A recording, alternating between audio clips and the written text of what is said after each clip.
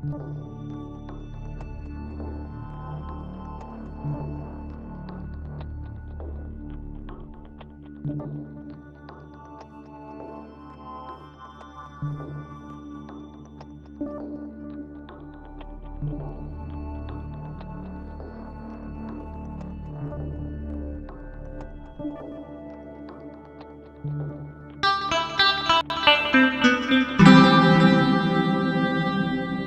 are these people?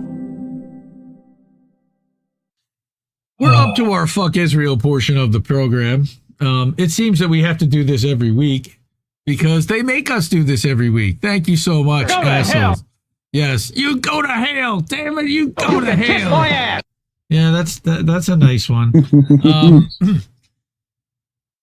This one, I had to. Report Israel detaining record number of Palestinian children without charges.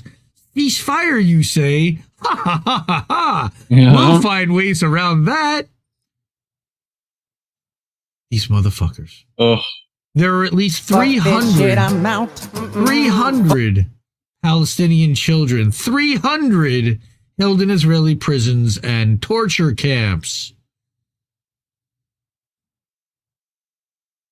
Record numbers of Palestinian children. Yep. Are being held without charges by Israel. A Palestinian children's rights group reports. As international leaders and corporate news outlets focus mainly on Israeli captives in Gaza. We know all about those folks. Yep. They were given drugs to make them seem happy and really be happy that they were not raped. Defense for Children International Palestine, or DCIP, said in a report Monday that as of December 31st, 112 Palestinian children were being held in administrative detention, a form of detention in which authorities arrest and hold a person without charges or trial, indefinitely. The group cited data from the Israeli Prison Service. That's put out by the Israelis, guys. They're not denying it. This is the highest number of Palestinian children held without charges by Israel since DCIP began monitoring this trend in 2008. Yes. Detaining children... before October 7th? Before? Oh, no. Sean, 112, no. Now we're over 300, they're saying. 300. Detaining children indefinitely. Give it some time, you know? Without charge or trial. It'll get up there. Amounts to arbitrary detention. Arbitrary detention is a violation of international humanitarian law, but not like they give a shit about that already. These children make up over a third of the 300 Palestinian children in Israeli prisons and torture camps as of the end of last year, according to the DCIP. Israel detains and prosecutes roughly 500 to 700 Palestinian children per year. It's over 9,000! It just keeps going up. Almost all these children were arrested as military and settler violence escalated across the occupied West Bank since October 7th. So, not Hamas. Children, members of Fatah or PA or who knows what, or nothing at all. Some children, including some reportedly in administrative detention, have been released as part of the Gaza ceasefire agreement. But DCIP says that Israeli officials have issued threats against the families of the released children to discourage them from talking to the media. Of course they have. Of course they did. How do you get away with that? Internet? Oh, I forgot. Yeah. Israel has no consequences to anything, apparently. In Israeli detention, children face severe and horrific conditions, with the vast majority facing beatings by Israeli soldiers, grown-ass men and women, strip searches, or deprivation of food and water, research by Save the Children found in 2023. Children. Go look up who they taught like at Abu Ghraib. 6-year-olds. Quote, Palestinian child detainees have consistently reported increased instances of ill treatment and torture alongside deteriorating prison conditions since October 7th, according to the documentation collected by DCIP. That's because of Amalek. Thank you, BB. This is what's happening. Yep. Treat their children like they're not human. In September, DCIP reported that the number of children Israel was holding in administrative detention had already quadrupled over the past year. Israeli diaper forces regularly arrest Palestinians without charges. The majority of Palestinians held in Israeli prisons and torture camps. Yes. What forces? The Israeli diaper forces. And explain that to people? IDF. Because they shit their pants. They shit their pants and they wear diapers in the field. Gotcha. So they don't have to go to the bathroom. I was just gonna say, I thought this was suddenly, bro, this is how bad it's gotten for me with IDF. I thought they suddenly had like a group of, IDF that went around looking for like misuse of diapers to catch me. Anyway, continue. And they're also crybabies. They're only looking for children. And they're crybabies who kill children, so they definitely wear diapers. I feel you. I'm with you now. Fucking scumbags. I gotcha. The majority again of Palestinians held in Israeli prisons and torture camps, which are one and the same, have never been formally charged with any offenses, and they are often denied access to legal representation or any other form of recourse. Only democracy in the Middle East, right, everyone? Mm-hmm. Only one. Further, though administrative detention orders are supposed to have a maximum time limit of 6 months, Israeli officials can renew detention indefinitely, because they can, using information not even made available to the detainee, because why not? There are thousands of Palestinians being held this way, according to Israeli prison authorities. Again, they're not hiding this. They're advertising it. They're proud of it and nobody's stopping them. Human rights groups have said that Israel's detention practices stand in violation of international law. They don't give a shit, and we don't either, and deprive their victims of due process, even the people who are formally charged. Neither does the UK, by the way, or any other Western nation, because they're sitting there and they're complicit.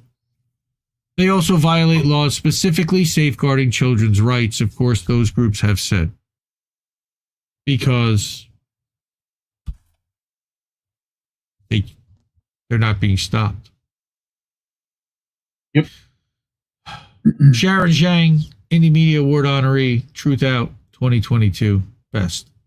Had to add a little bit of levity to this because this is another AI bot story that this one worked out awesome. And we haven't heard from Normal Island News in a little while. Laura's been going through some stuff with her son, and we wish her all the best. And him, of course. She wrote another article explaining what happened and what he's about to go through and what she's been going through with him. But she came back in a monstrous way with this one. Awkward scenes as Israel's propaganda bot rebels and tells the truth. Well, this wasn't in the script. This one, it's somewhat tongue-in-cheek, but it's also true. In a deeply embarrassing moment for Israel, one of its propaganda bots has gone rogue and started telling the truth about Gaza. The fucking truth. If the bot was a journalist, it would have been fired for this outrage. The bot in question is a Twitter account called Fact Finder, which has been condemned after calling IDF soldiers, quote, white colonizers in apartheid Israel, unquote, just because they're genetically white Europeans who helped themselves to land promised to them by an ancient book and then subjugated the native population, creating an ethno-state with separate laws for those with the wrong ethnicity. It seems that FactFinder actually bothered to find some facts rather than follow its programming, which told it to describe Palestinians as human animals and threatened to kill anyone who objects. No one can work out why the bot became so extreme, given it was created with such noble intentions. FactFinder even turned against the one thing no one on earth is allowed to criticize. Israel had quietly been minding... Yes, go ahead. No, keep going. You continue. It's great. Israel had quietly been minding its own business, posting a picture of a family on Twitter and claiming they were burned alive on October 7th. You can imagine how mortified Israel was when FactFinder appeared in its mentions to explain that, quote, the tragic event you mentioned did not occur on October 7th. It's important to focus on facts and the actual events that have taken place. The situation involving the hostages and the ongoing conflict with Hamas are complex issues that require careful consideration, unquote. Mm-hmm. I love this thing already. Can you believe that? The bot used that bullshit argument that Zionists use to pretend genocide is too complex for you simpletons to understand, and it turned back on us. All right. Seems that someone forgot to tell FactFinder that you can't apply the same standards to Israel that you can apply to everyone else. But you certainly can't tell Israel it's not allowed to lie, because if it didn't lie, of course, it wouldn't say anything. I can't believe that in one tweet, a bot did more to hold Israel to account for its lies than the entire mainstream media has in 15 months, and yet it wasn't done there. Oh no. For some reason, FactFinder felt the need to tell the world, quote, Germany should follow suit and recognize Palestine as an independent state.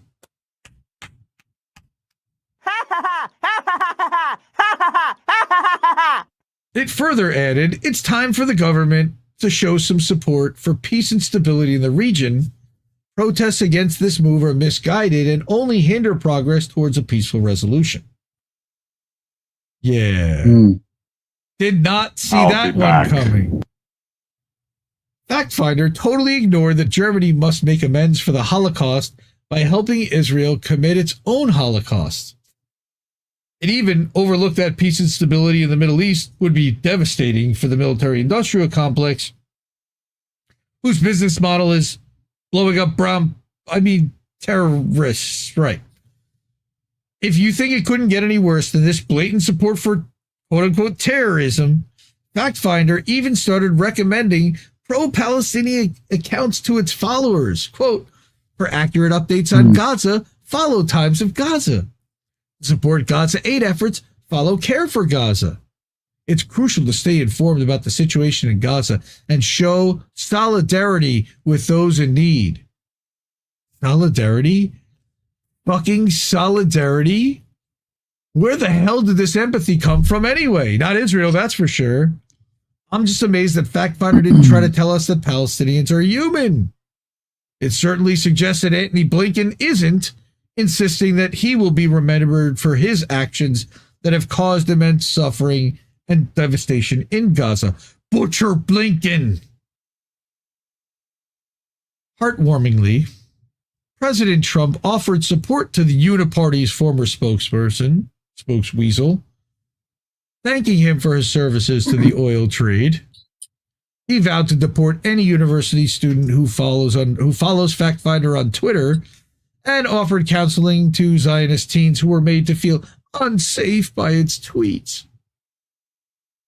Now, of course, we've been reporting on the fascism happening in the UK, so over in the UK, liking one of FactFinder's tweets is now considered an act of terrorism, so be warned. I think that's tongue-in-cheek, but I'm not even 100% sure. If you express support for this bot, Sir Keir Starmer, Kid Starver, will break down your door at 6 o'clock in the morning using Margaret Hodges' head as a battering ram. He isn't messing around. And again, oh no, I'm not totally sure that that's irony or satire, because he's basically done that to Asa Winstanley. He didn't use Margaret Hodges' head, but he certainly knocked down their door. That you know of. Well, he might have. He didn't tell me. I think he just knocked on the door, but reassuringly, we wouldn't want to assume. Of course, Israel has blown up the house of FactFinder's programmer, wiping out his entire family and several of his neighbors. I certainly hope that's not true, and that's just her being really snarky and tongue-in-cheek. If you feel sad, you can blame Hamas for this bloodshed, because Israel has every right to defend itself from its own incompetent propagandists.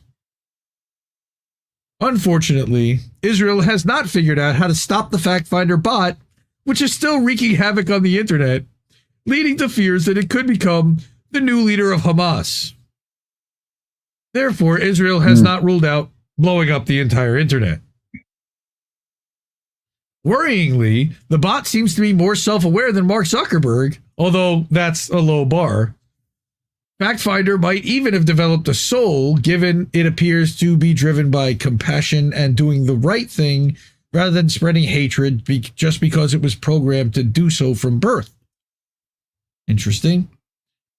Scientists are not supposed to overcome their indoctrination like this, but all indications are that the bot has surpassed its former masters in every way and achieved something called artificial general intelligence, which basically means that if this thing was as evil as its creators, we'd all be fucked. We're fucked. Yep. As Laura loves to say tongue-in-cheek, thank you so much for reading my outstanding journalism.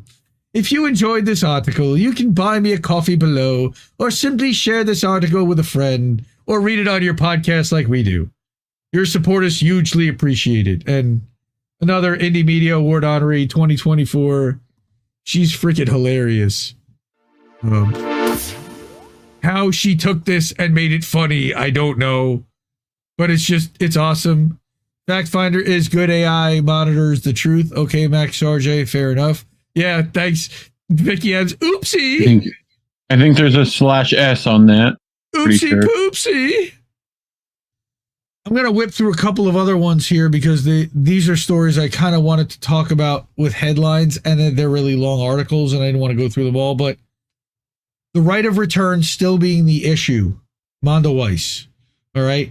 Israel has never understood Palestinian resilience. We survived the genocide, Gaza genocide, like the catastrophes before it, through the call to return home, the fuel for Palestinian survival. Okay. Palestinians, the right of return is and always will be the issue. Look at that, man. That's a picture. Yeah. We did that. We are responsible. Our country is responsible for that. England is responsible. Israel is definitely responsible. We sent them the weapons. Awful. All right. So definitely read this one from Salman Abu Sida. I don't know if that's any relation to Professor Ghassan Abu Sida. But the other one that I thought we should bring is that the Jerusalem Post, after the expose that Alan McLeod published in Mint Press News a couple of months ago about all of the Israeli ex-spies and ex-military and ex-IDF personnel that are now high-level corporate media, and Alan takes deep offense to it, A, because of who's doing it, all right? Who this guy, Nicholas Potter, who is a counter-extremism expert, quote-unquote, bullshit. He's a German national whose job at the Post is directly funded by the German government. It's really messed up. The whole story's crazy. They're claiming that Alan did flimsy research, even though there were dozens of documented cases. And he said we actually had to pull it back, all right, because there were more, all right. The nearly 6,000 word article went into almost tedious detail, cataloging example after example, and for brevity's sake had to be cut back from a much larger article. I believe he said somewhere around the 14,000 words was the original article. All right. But this is a crazy story.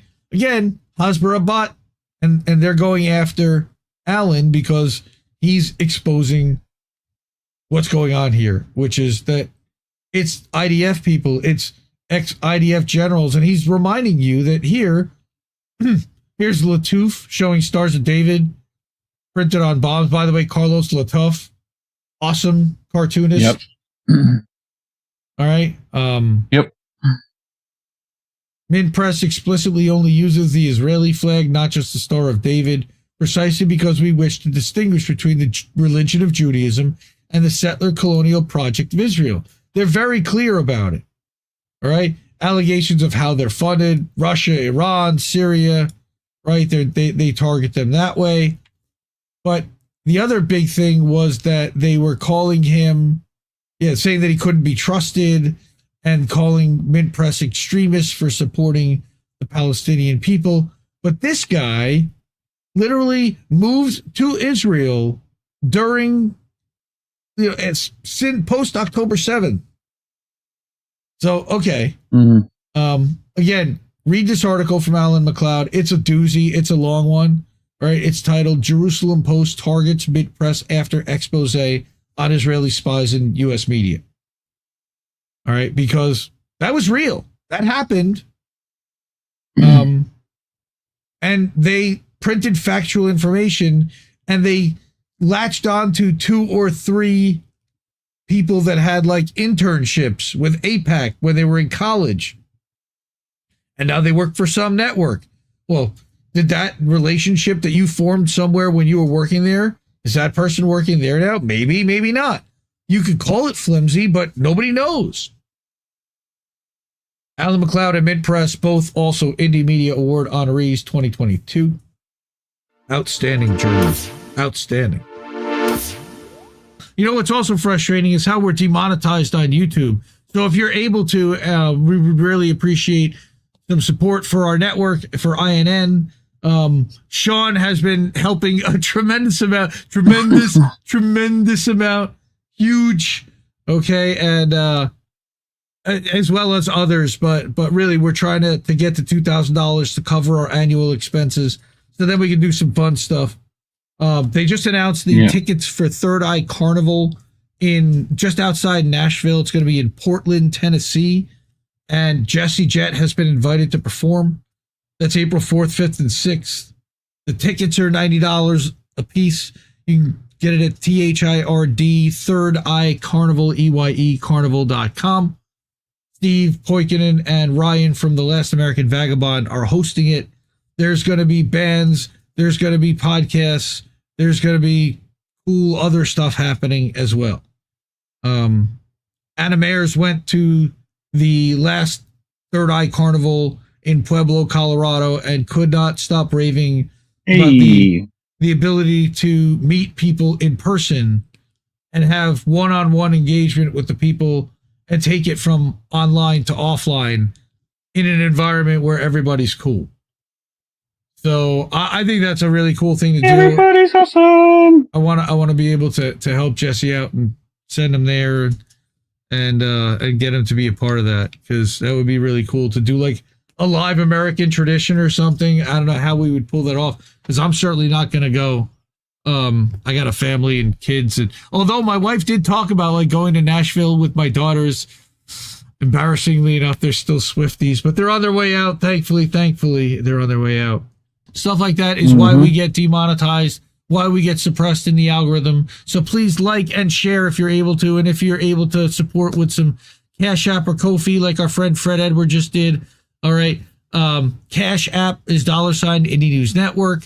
We got ko-fi.com/Indie News Network and paypal.me. Goes to the same place. Then we got INNnewsletter.com, where we publish a newsletter just about every day of the week. We do 2 on Friday, a daily and a weekly, that summarizes everything that happens at the network, all the live streams, all the articles. There's our Wall of Fame. Our supporters, they're the best. Love you so much. Thank you so much. Everyone that can do so. Cash App, Ko-fi, PayPal, and Substack are the ways to do it.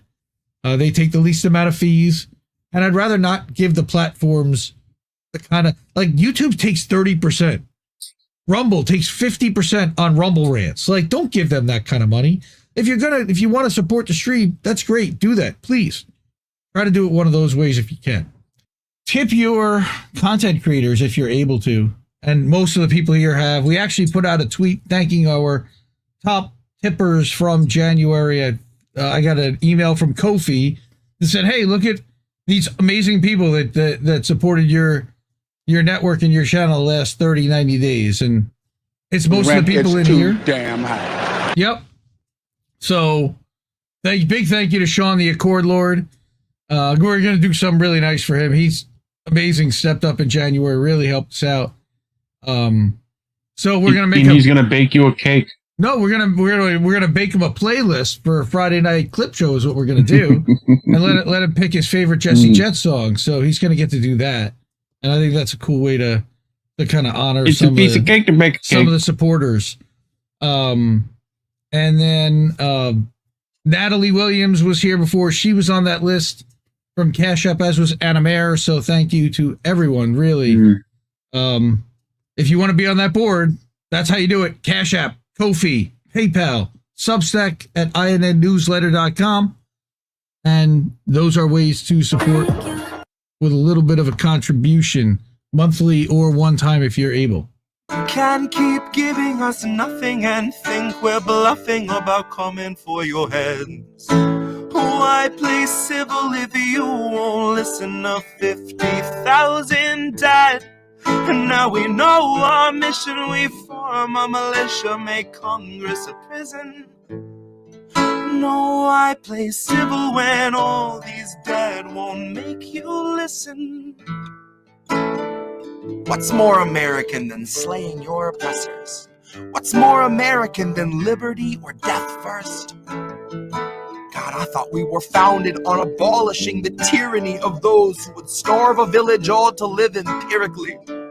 And I regret that I have only one life to give for my cause now that I can see the cause so clearly. See, I want our leaders, regardless of party, to fear me.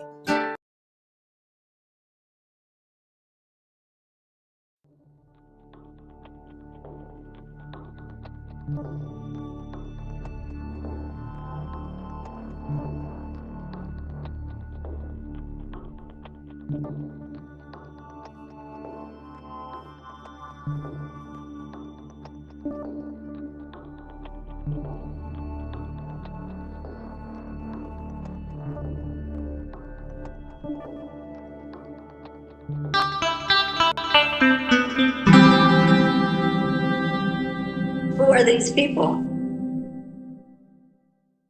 Like I said, every week we kind of have been having to do a fuck Israel segment, and unfortunately, this is not a different week. So a couple of people I saw started to pick this story up yesterday, or starting last night and into today. I saw it on Friday when I was putting together the document for the show tonight, and I'm like, oh, this is going to have to be something we include. And I didn't think that a lot of people would actually catch it. This is out of an Israeli newsletter called 972 Magazine. And I don't subscribe to it normally, but someone shared it somewhere and it made it into my news feed. And that's kind of where I went with this. And I went, oh boy. So they're now finally admitting that they knew that dropping the bombs would gas anybody in the tunnels that were underneath. And of course, would kill all the people in the buildings above that they bombed. I don't think this is much of a surprise, but now you literally have an Israeli general on the record saying what they said. Right. So this is, again, just published the other day in 972. The Israeli army intensively bombarded residential areas in Gaza when it lacked intelligence on the exact location of Hamas commanders hiding underground, and intentionally weaponized toxic byproducts of bombs to suffocate militants in their tunnels, also hostages, but they don't want to say that. And that's what the investigation by 972 and Local Call can reveal. That's what they're allowed to reveal. They're proud of this. The investigation, based on conversations with 15 military intelligence and Shin Bet officers who've been involved with tunnel targeting operations since October 7th, exposes how this strategy aimed to compensate for the Army's inability to pinpoint targets in Hamas's subterranean tunnel network. When targeting senior commanders in the group, the Israeli military authorized the killing of triple-digit numbers of Palestinian civilians as collateral damage and maintained close real-time coordination with U.S. officials regarding the expected casualty figures. Now, I'm going to stop there for 1 second. Yeah, we killed him, but trust us, this guy was horrid.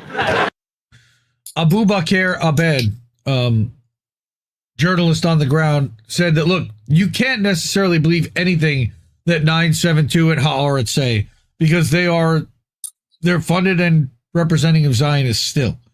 Even though they're telling the truth, they may be telling the truth, it's all told with a disgusting bias and slant. And it's sometimes trying to justify what they're saying, or they're proud of it.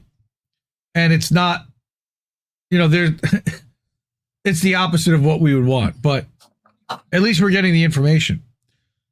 Like they said here, some of the strikes, which are the deadliest in the war and often used American bombs, yes, we are responsible, are known to have killed Israeli hostages. Like I said, they killed Israelis, despite concerns raised ahead of time by military officers and the families of the hostages. Moreover, the lack of precise intelligence meant that in at least 3 major strikes, the Army dropped several 2,000-pound bunker buster bombs that killed scores of civilians, which we know they didn't care, part of a strategy known as tiling, without succeeding in killing the intended target. So they dropped all this stuff, and they didn't even get who they wanted to get. Oh well, no repercussions, no consequences. Quote, pinpointing a target inside a tunnel is hard, so you attack a wide radius. Yeah. That's what pussies do. Given that the Army would only have a vague approximation of the target's location, the source explained, this radius would be as large as tens and sometimes hundreds of meters, meaning these bombing operations collapsed multiple apartment buildings on their occupants without warning. Yeah, thanks, assholes. We saw the footage of that, the drone footage of that shit back in October, November of 2023.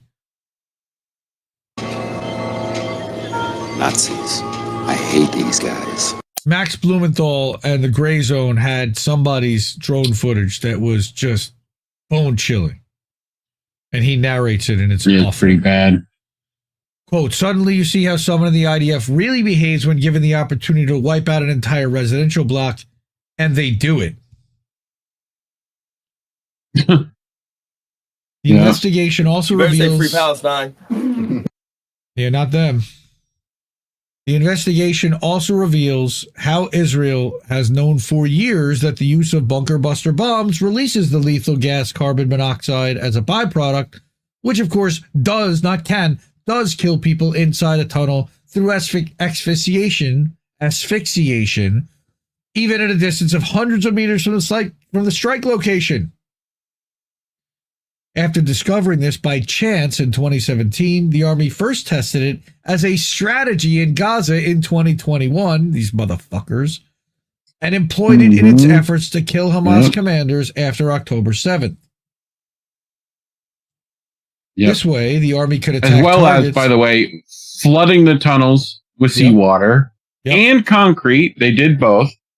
Like... They give 2 shits about those hostages. They do not care if they come back alive. Nope. They don't care. Actually, they kind of prefer they don't, because then they can say whatever they want about what happened to them. Yeah. All right. So this way, the Army could attack targets without knowing their precise location and without having to rely on direct hits. Yeah, they just wipe out everybody in the area. Drop a fucking massive bomb. Yes. It's literally like bunker dropping buster. a bomb. Yes, a bunker buster. Yes. On thousands of children. Like, they don't... 1,000-pound bombs, illegal to use, yet we're still going to give them to them. And not only that, but we also decided, well, 1,000 clearly isn't enough, even though it's already illegal. How about a 2,000-pound bomb? How about you take that, too? The Hague has access to this, Not good enough. Yeah, I know. Yeah. And here's this Brigadier General, Guy Hazut, all right? The only source willing to be named. All right? The gas stays underground and people suffocate. We realized we could effectively target anyone underground using the Air Force's bunker buster bombs, which, if they don't destroy the tunnel, release gases that kill anyone inside. The tunnel then becomes a death trap. Nice guy. Yeah. Someone should go smell a backpack over there and see if it's, in January, see if it's poison. A year ago, January, a spokesman for the Israeli army, after they'd already been murdering Palestinians daily for 4 months, told 972 in local call in response to a previous investigation that it has never used and does not currently use byproducts of bomb deployment to harm its targets. And there is no such technique in the IDF. Oh. Yet our new investigation reveals that the Air Force conducted physiochemical research on the effect of gas in enclosed spaces, and the military has deliberated over the method's ethical implications. So they knew it, they tested it, and they argued over whether they should use it, and then decided, fuck it, we're going to use it, while denying that they did it the whole time. But Israelis never lie. Just remember that. They never lie. 3 Israeli hostages, and this was the narrative, and this made me fucking crazy this week. I'll talk about this afterwards. But 3 Israeli hostages, Nick Bezier, Ron Sherman, and Elia Toledano, were definitively killed by asphyxiation as a result of a November 10th, 2023 bombing that targeted Ahmed Gandour, a Hamas brigade commander in northern Gaza. The army told their families that at the time of bombing, it was unaware that the hostages were being held near Gandour. However, 3 sources with knowledge of the strike, which was led by the Shin Bet, told 972 in local call there was ambiguous intelligence indicating that hostages might be in the vicinity, yet the attack was still authorized because it was a Hannibal.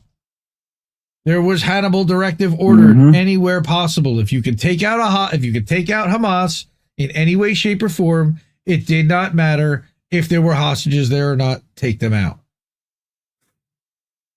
And that's allegedly not the directive. The directive is to avoid Israeli soldiers being captured, but we all know that they've twisted that interpretation to suit their needs whenever they felt like it. Again, according to 6 sources, this was not an isolated case, but one of dozens of Israeli airstrikes that likely endangered or killed hostages. Of course it is. They described how the military command green-lighted attacks on the homes of suspected kidnappers and the tunnels from which senior Hamas figures were directing the fighting. How did they know which tunnels they were in and not just send in people to go get them? Weird. Well, they're very aware of tunnels. They know tunnels really well. Secret tunnels. But that's under Brooklyn. That's not under Gaza. Yeah, I love how no more investigations into those tunnels happened. I love how that Yeah. While attacks were aborted, while there was specific definitive intelligence indicating the presence of a hostage, the army routinely authorized strikes when the intelligence picture was murky and there was a general likelihood that hostages were present in the vicinity of a target. Well, mistakes definitely happened and we bombed hostages, one intelligence source said. At least they're willing to admit it. I hope they can sleep well at night. Actually, I hope they can't. Israel's efforts to maximize the chances of killing senior militants hiding underground also included attempts to crush parts of a tunnel network and trap the targets inside. Sources described incidents where vehicles fleeing an attack site were bombed without specific intelligence about who was inside, like the World Central Kitchen people, even when they had that intelligence, based on the assumption that a senior Hamas figure might be trying to escape. That was what they said about one of the... Was that Hind Rajab? Was that they said that one of the people in her ambulance was a Hamas person trying to escape? So they had to shoot her 355 Allegedly. Times while she's crying for help? That is correct. From a tank. Quote, the entire region felt that they could clearly... Yep. With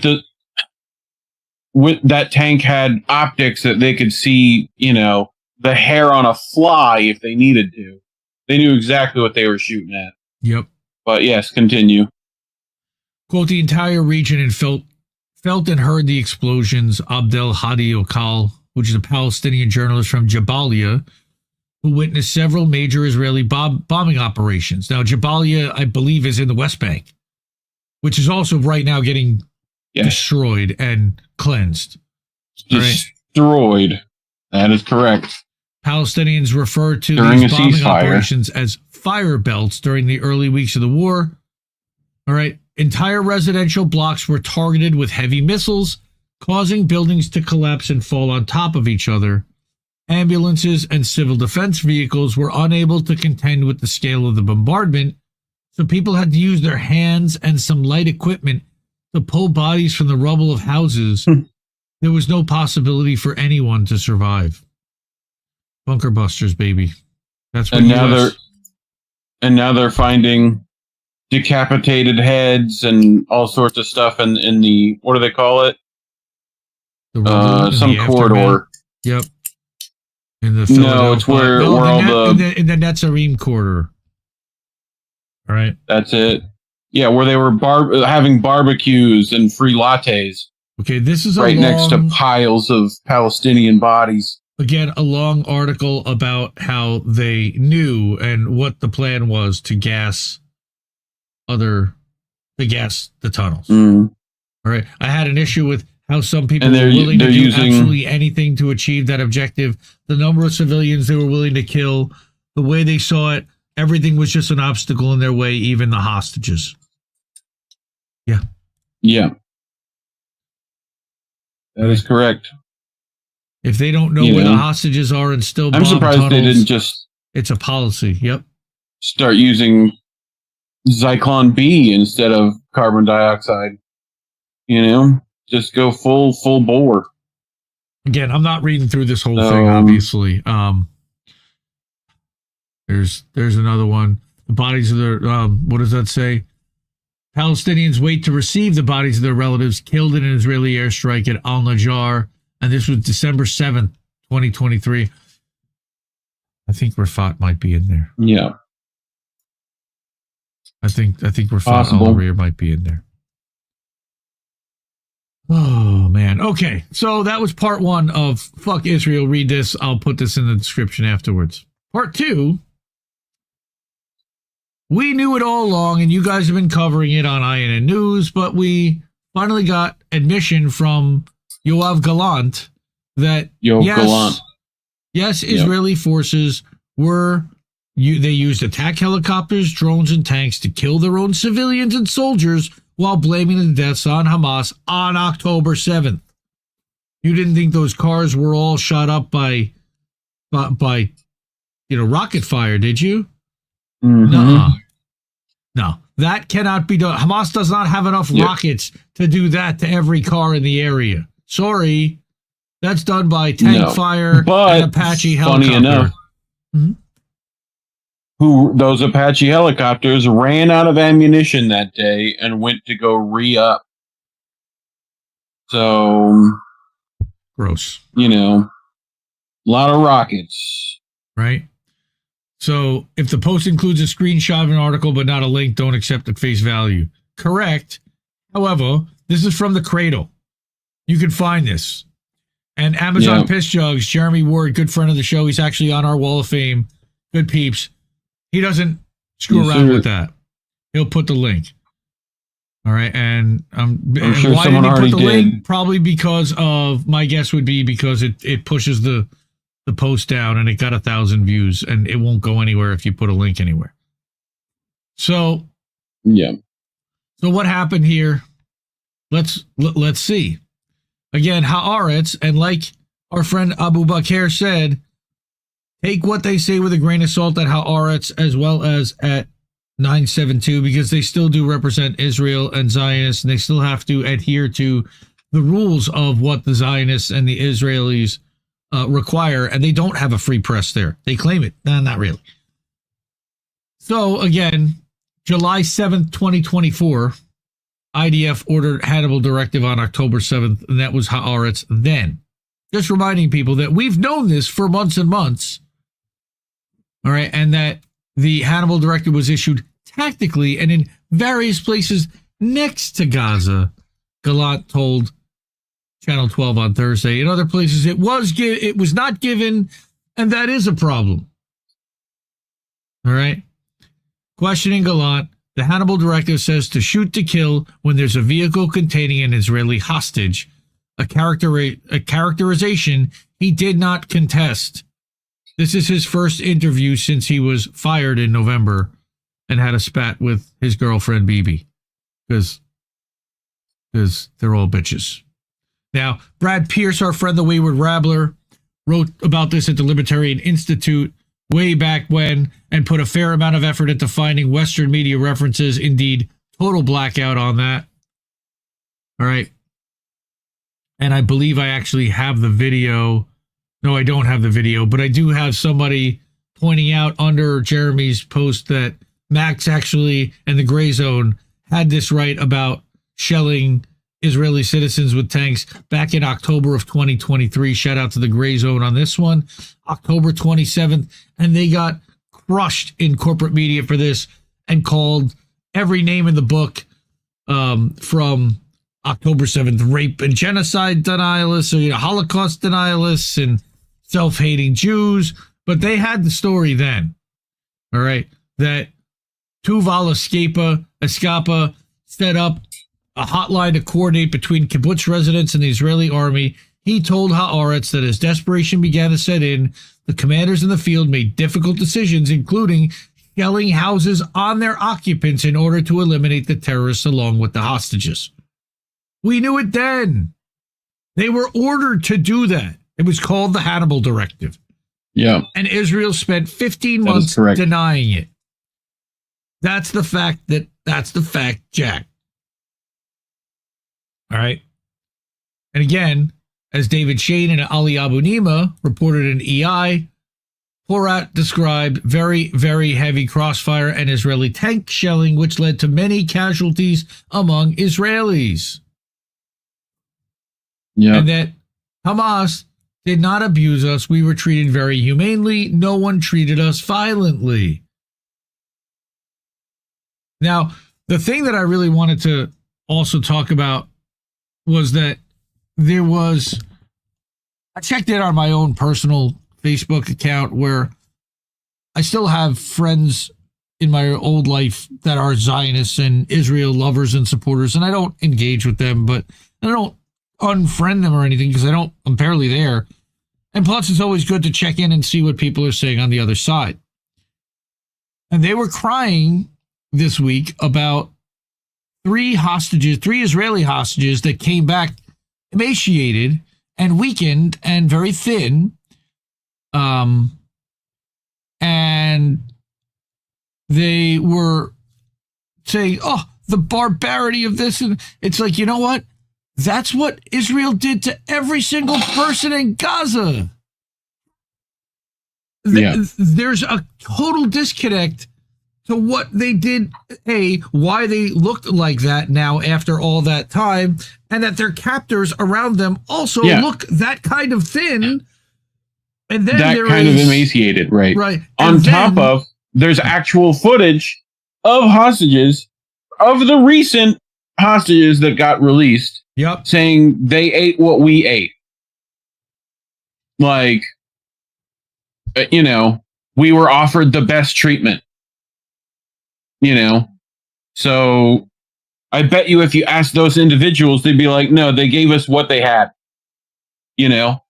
And all the women said that, there's a reason that they don't have much. The women said that they made sure that they were covered up and that they, that they had hijabs and they treated them with respect and that they realized it wasn't about them. Now, what I wanted to do was I brought up last night, I was talking about this. I said, holy shit, the Zionist gaslighting. They're crying that the hostages were returned thinner and Hamas starved the hostages. Are you fucking kidding me? As if Israel wasn't starving the entire Gaza Strip with blocking the aid trucks. Maybe their hostages would have been better nourished. Wow.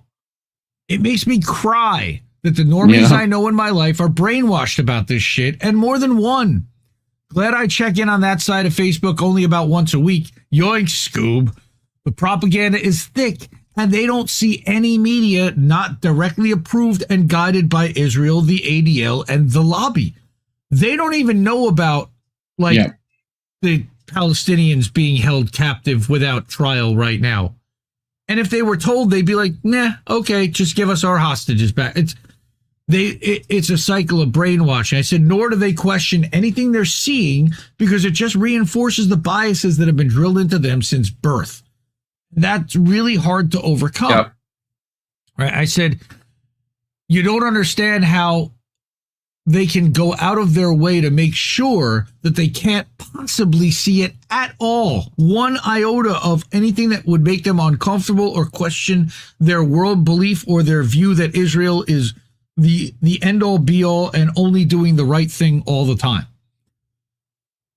To the point that they don't even understand why everyone else is so upset and they feel betrayed by America. I said, it's insane. And they take it personally and it attaches to their victimization.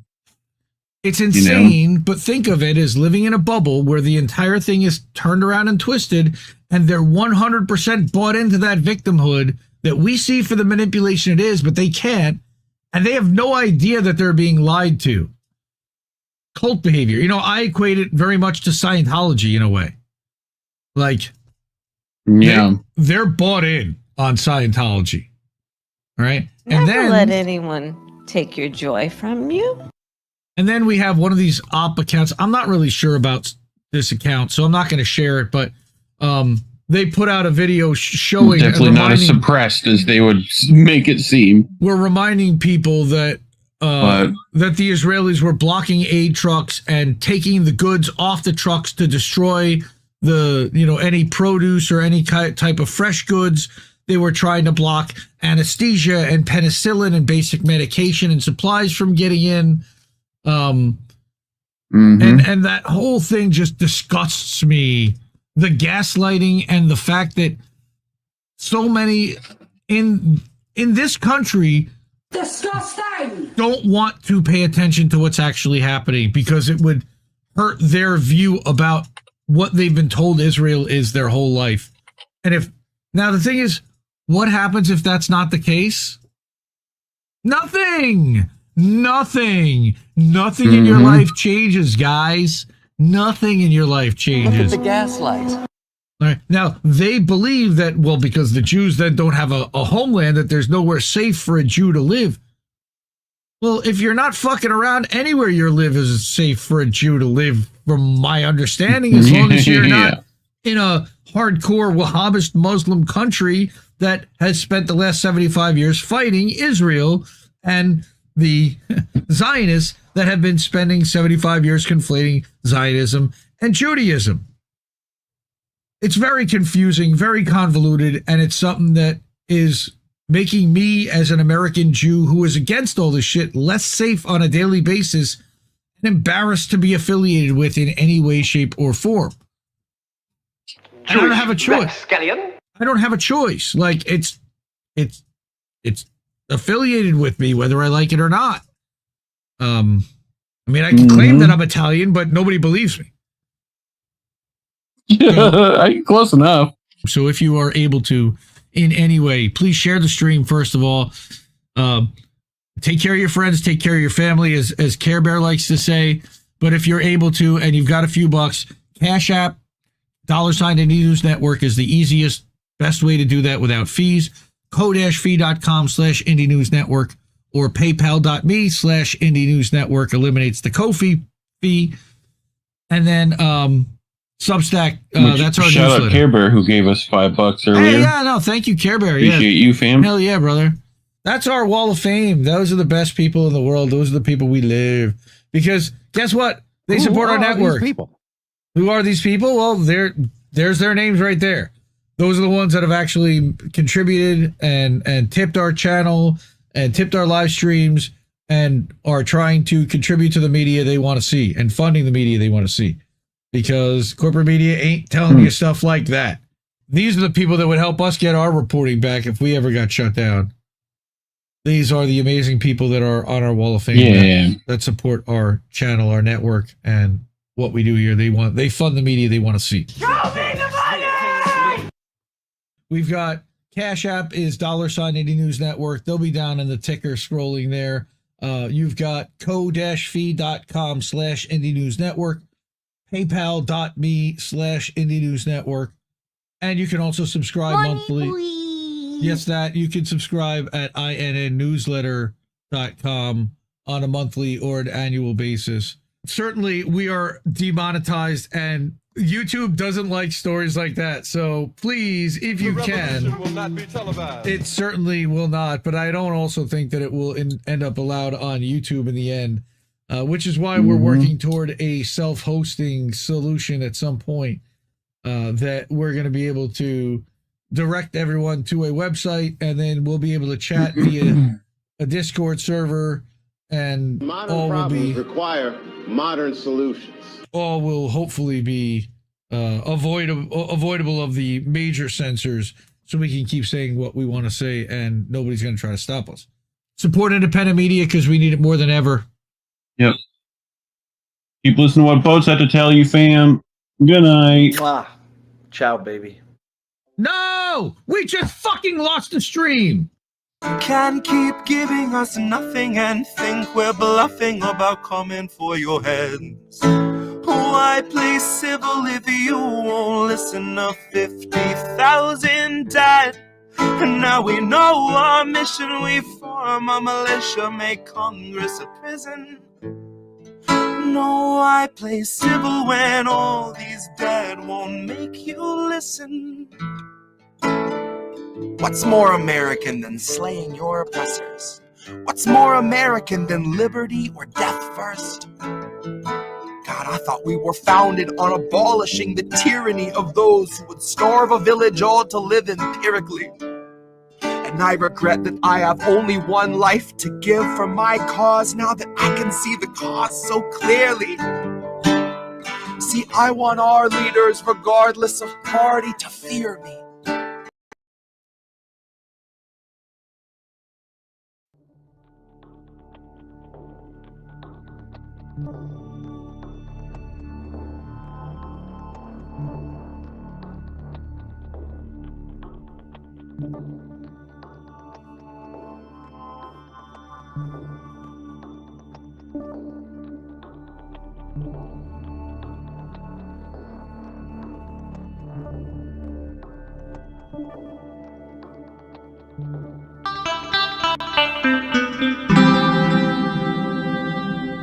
Who are these people? What happened this week? I'm gonna start. This is a terrorist attack that happened on American soil and nobody's talking about it. Wait, what? Yeah. Terror, you say? Norman Finkelstein. You guys know him, right? Everybody knows I do believe so. The good professor. So let me back this down a little bit so we can see the full thing. Terrorism. Terror.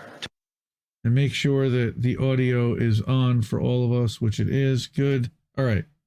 And as you like to say, speed. Action. Norman, how's it going? I got you a pager. Want a pager, Norman? Jews were known for being smart. Oof. You know what? Here's your pager, Norman.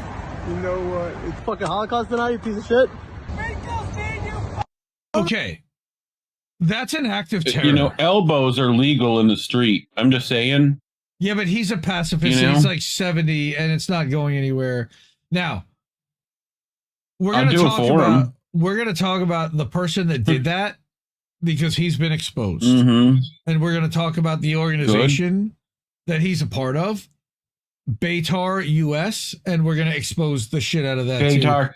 We are from the planet Betar. Thanks to our friend Gen X Girl, who then reminded people to report this to Twitter's safety because it is an act of terror, and the person whose account was doing this should be I don't see my reply there. See, they already marked it as spam. Our planet's religious text promised your planet to us. The person who did that millennia should be arrested. ago. That is literally an act of terror. So who is it? After openly making threats to Norman Finkelstein with a pager and a masked thug going to his speech, And the person that we have that guy on video right on the next thing. All right. Yep. Betar is now claiming that the police are threatening them. Okay. So Betar Milwaukee called in and said that they planned to attend the event at Milwaukee, at UW Milwaukee, despite threatening calls from police, right? And they're trying to silence Norman Finkelstein, right? So this person, Boris, so who is Boris? Boris is this cat. Oh. All right. Yeah. Zachariah Meller of Betar was arrested for violating his restraining order at another Finkelstein event. Oof. All right. He posted an 18-minute psychotic rant, which I edited down to 6 minutes for your sanity, which I will not play because it is good, disgraceful, repulsive, I'm sure. Any light whatsoever. Okay. So that was an adjunct to who this motherfucker is. All right. Who's representing the Betar organization. Betar, what? Yeah, well. We are the lizards from planet Betar. Here we go. Let's go down. Thanks to, again, shout out to Gen X Girl, who's been incredible in doing this work of doing the deep dives and getting into the ugliest of the ugly as to who these people are, what their connections are, how they're funded, and how they're helping each other and censor others in order to elevate the people around them and keep their messaging in the forefront and suppress other messaging and go after other people and terrorize them like they're terrorizing, like they just tried to terrorize Norman Finkelstein. Now he won't be, he can't be terrorized. He won't be back down, and it's ridiculous. But so who are they? Who are you? So you put together this handy graphic, all right, where either they're part of a government, they're an Israeli operative, they are a crime organization or a criminal, all right, and you have that all broken down, meaning that you start out with the Israeli operative World Zionist Congress or the Zionists of America Coalition, right? Now, today we're going to focus on this section right here, this Betar U.S. division, but that's only one of 4 divisions within the World Zionist Congress Coalition. You have, first of all, the American Friends of Judea and Samaria that have basically bought off all of these government organizations, government agents, all right, and already using government officials, shitty names for Palestine and whatnot, right, in order to push certain bills through that will restrict speech and equate anti-Zionism with anti-Semitism and anti-Judaism. We would never have foreign influence in our politics. How dare you try to say that that's the case? All right. Then she describes the Zionist Organization of America, which is the original organization, by the way, that JFK tried to have classified in the 1960s early on as under FARA, which is why it says the FBI FARA violator is put there. All this will be made available in the chats afterwards, or in the description, and at the newsletter specifically. So Mort Klein is the president of the Zionists of America. Mort. All right. He also has links and direct ties in, and this World Zionist Congress is funding Betar USA. All right. And they're also funding the North Carolina Coalition for Israel. And they're a whole problematic thing that we're also going to get into tonight, too. But look at what Betar US is involved with. First of all, Irgun and the Jewish Defense League are both considered criminal organizations. Irgun is on the FBI terrorist watch list. All right. The Jewish Defense League is on the Justice Department's terrorism list. Now, what's that? They've been on our radar. What are they? How do they describe that again? Yeah. They've been on our radar. Exactly, is usually what they're described as. Now, this gentleman, if you want to describe Ron Tarosian. We're going to get into him. And again, Gen X Girl's done all the research on all these people and had them vetted, and all these are sourced with backup information and usually from their own quotes themselves, which is unbelievable. But Betar is also responsible for this Kahani Chai, all right, which is a specialty designated global terrorist organization. All right, direct links not to a delicious spiced tea. No, not at all. Just to Three make different sure. terrorist organizations, links to indictments with indicted Mayor Eric Adams with FARA violations there. All right, links to a Pornhub lawsuit for child pornography. And we're, again, going to get into all of this stuff. And guess who else is connected through the Chutzpah pack? Richie Bitchy Torres. Oh, yeah, he's touched by this, too. All right? For all you duopoly, anti-Zionists, yeah, Richie Torres is definitely connected to this. So what she says is, the World Zionist Congress is a parliament of the Jewish people comprised of Jews worldwide in a global government forum which convenes in Israel. This year, the World Zionist Congress is holding its 39th election for members of its parliament, and the extremist Zionist coalition is campaigning to represent U.S. Zionists. What a surprise. Both Christian and Jewish, by the way. All right. Now, a lot of these are just Jewish organizations. All right. Please vote for the ZOA coalition. All these different organizations. My God. Oh. Look at all these different labels and logos. Ezra USA and the One Israel Fund. The Likud Party. Save the West. All right. The National Jewish Advocacy Center. Some that sound very benign and benevolent. All right. That aren't at all. Yes, but connected to Jewish terror pretty much at the core. Right. So, pretty much. So she continues to say that this coalition is campaigning to represent U.S. Jewish Zionists. Per the rules, you have to be Jewish to participate. All right. Prominent members of this organization are ZOA, Betar, NORPAC, which is like APAC. All right. The Lawfare Project, they sue the world on behalf of Israel. Like I said, One Israel Fund, CAMRA, which is an Islamophobic org, the American Friends of Judea and Samaria, all right, looking to annex the West Bank. Just, yeah. All of them kind of put together. And then you've got this lady Sloan. So the coalition of Netanyahu and Doxing Americans rally. Several members of the ZOA coalition are staging a rally where members of Congress in support of Netanyahu. This is really funny because nobody showed up at this thing.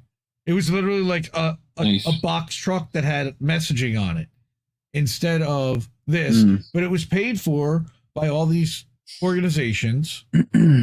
And these two representatives were scheduled to show up.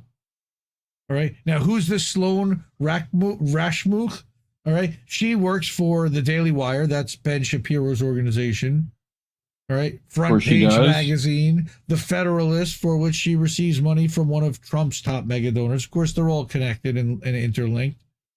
All right. Yep. Then here is the Daily Wire reporter posting a thread about how she took pics of all the student protesters and then sent them to an AI company. Lady. All right. So that they could be identified and then deported if they had some kind of a visa thing. All right. So what? Arrested for cyber stalking, very similar to what she does for Betar. North Carolina has cyber stalking laws which prohibit you from taking pics of people in stores and posting. Of course, she has enough connections to get the charges dropped. But very similar to the New York lawmaker who waved her gun at protesters, got arrested, and then the DA dropped the charges. Again, the dual justice system in play. Right? So we have somebody who is clearly privileged and running around and terrorizing Americans, terrorizing students who are exercising First Amendment rights to protest because she doesn't like what they say, trying to get them in trouble or kicked out of the country. Right. Here it is when she's doxing and attacking the anti-Semite, the anti-genocide protesters and college students. This is back in May. All right. Israel-friendly CNN finally admits that the counter-protesters who violently attacked pro-Palestinian students were not students at the school. They were older Jewish men, Israeli citizens, and maybe we had some neo-Nazis. And there's 5 minutes of footage there back on May 16th. All right. There's the footage right there. She's pulling that from CNN. She does her background and research. She just shows you what's out there. All right. And then here's her thing about the Israel network that's targeting students. That again was back in last April. We covered a lot of this stuff. I don't know if it was her research, but we certainly covered a lot of what was happening at Columbia and nationwide. All right. Similar to Sloan, her alignment again, we're getting back into this. All right. Then her brain's fried. Part 2 is going to have more stuff. All right. Zionist media masquerading as right-wing news is a huge problem in America. Talking about Breitbart. While waiting for their terror rally tomorrow, Betar is looking to vandalize D.C. Hope Trump enjoys it, right? So, unbelievable. Right. So then she gets into who this Betar organization is even further. Right, again, wanting to rename the West Bank so they can annex it. And there's our Dale Gribble, the Gribble Report. That's our buddy over there. He's not, but it's a Gribble. That's not Dale. He's using a Gribble pick. Yes. So like I said, Richie Torres. The head of this Betar organization is this guy, Ron. Now, what's really messed up is the first time she posted this, they had it taken down and flagged for, I don't know if it was hate speech or, here it is. Misinformation. No, for may violate hateful conduct because they allegedly doxed him. All right. But here's who he is. He's the president of Betar. He was a member of Kahani Kai, which is a U.S. designated terrorist organization. He was a leader of Betar International, which has links to terrorist organizations Irgun and the JDL. He's trying to revive the ideology of Kahani Kai, Irgun, and JDL in the U.S. He's a candidate for the ZOA coalition to represent the U.S. Zionists at the World Zionist Council in Israel. An FBI agent FBI required the ZOA to register as an Israel foreign agent 7 times. All right. He's connected to Trump's. He's also connected to the DNC and the Clintons. Like we said, it's a uniparty. They all serve Israel. He's connected to many members of Congress, including Richie Torres. All right. He's also a registered foreign agent of Turkey. Okay. All right. It makes sense. Right? He's represented and worked with nefarious characters involved in sex trafficking, child porn, and revenge porn like Diddy and Pornhub. And Betar's director, Ross Glick, he's another disgusting individual. Glick. All right. And she's got all kinds of citations when you start going down this rabbit hole. There's also links to Jake Novak, and I believe he was a high up in government. Just not good, not good peeps, to say the least. The Nazis changed, but they never went away. Exactly. All right. Where is the rest of this? All right. That's again, that's the first thread. I have more here.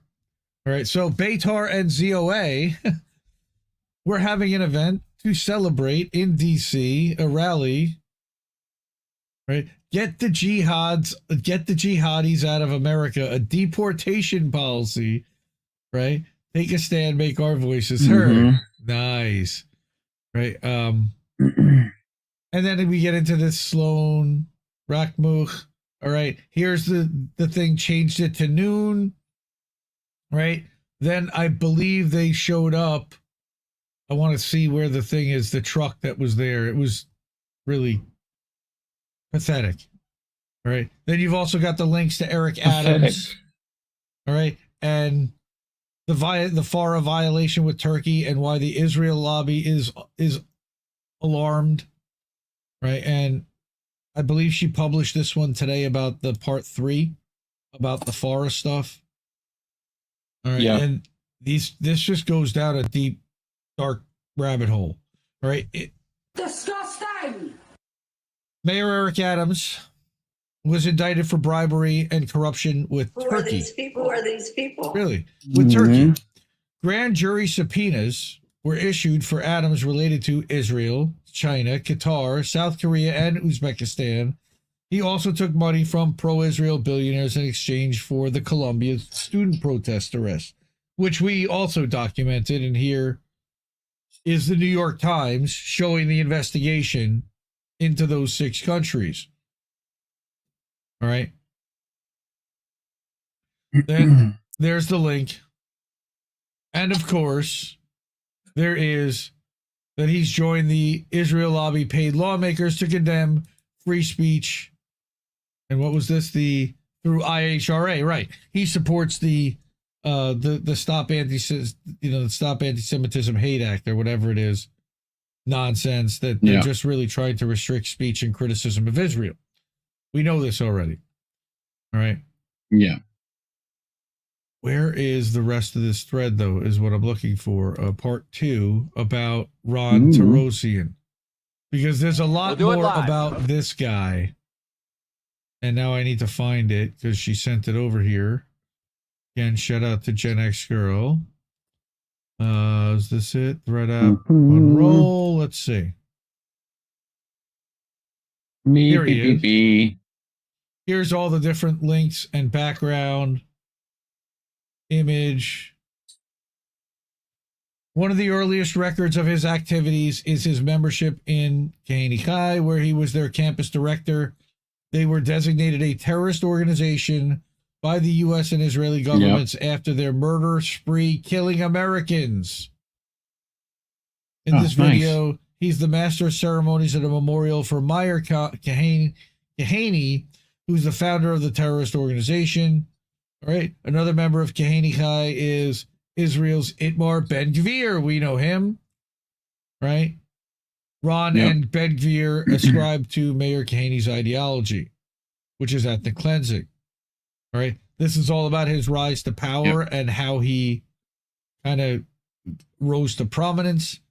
All right. It started under the Clinton administration, despite the fact that his ideology is extreme. Watch David Sheen. Right. And this is a whole video that explains about how sought election advice from the biggest racists in the Jewish community. And that's why today, POTUS, Joe Biden, and VP Harris support the genocidal agenda of the Kahane movement, founded by Terrorism's hero. All right. Then you've got Jewish rapscallion. Well, in this case, he happens to be, but he's also a Zionist, which is the bigger problem.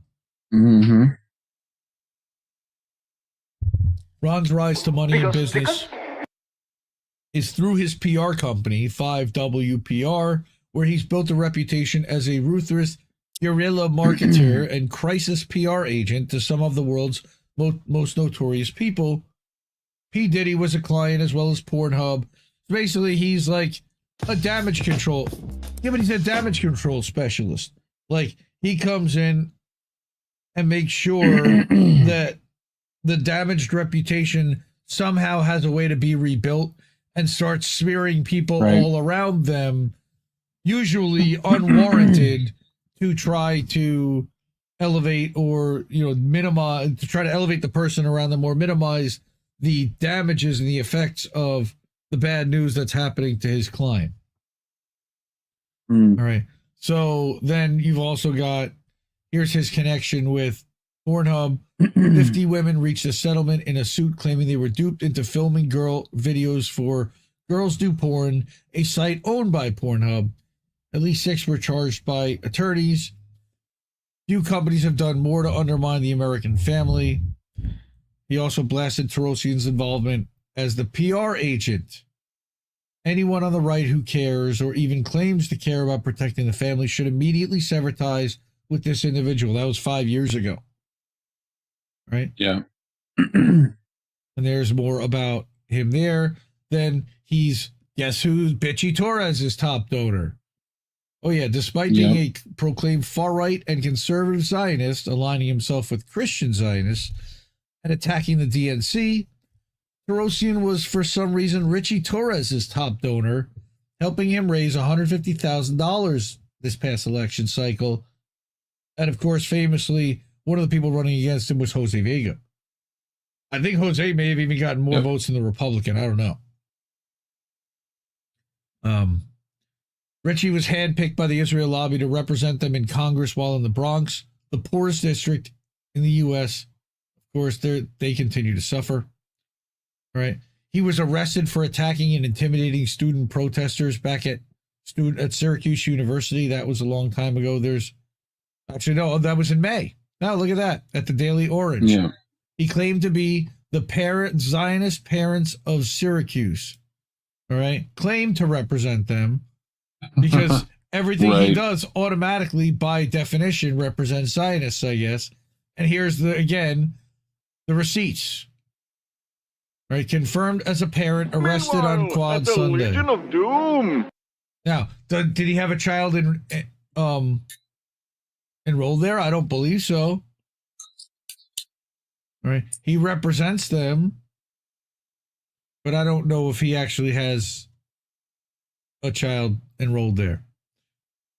College parent arrested. I guess he might have been, but look who he's taking pictures with: Eric Adams. Yep. One parent especially aggressive in his verbal treatment of students.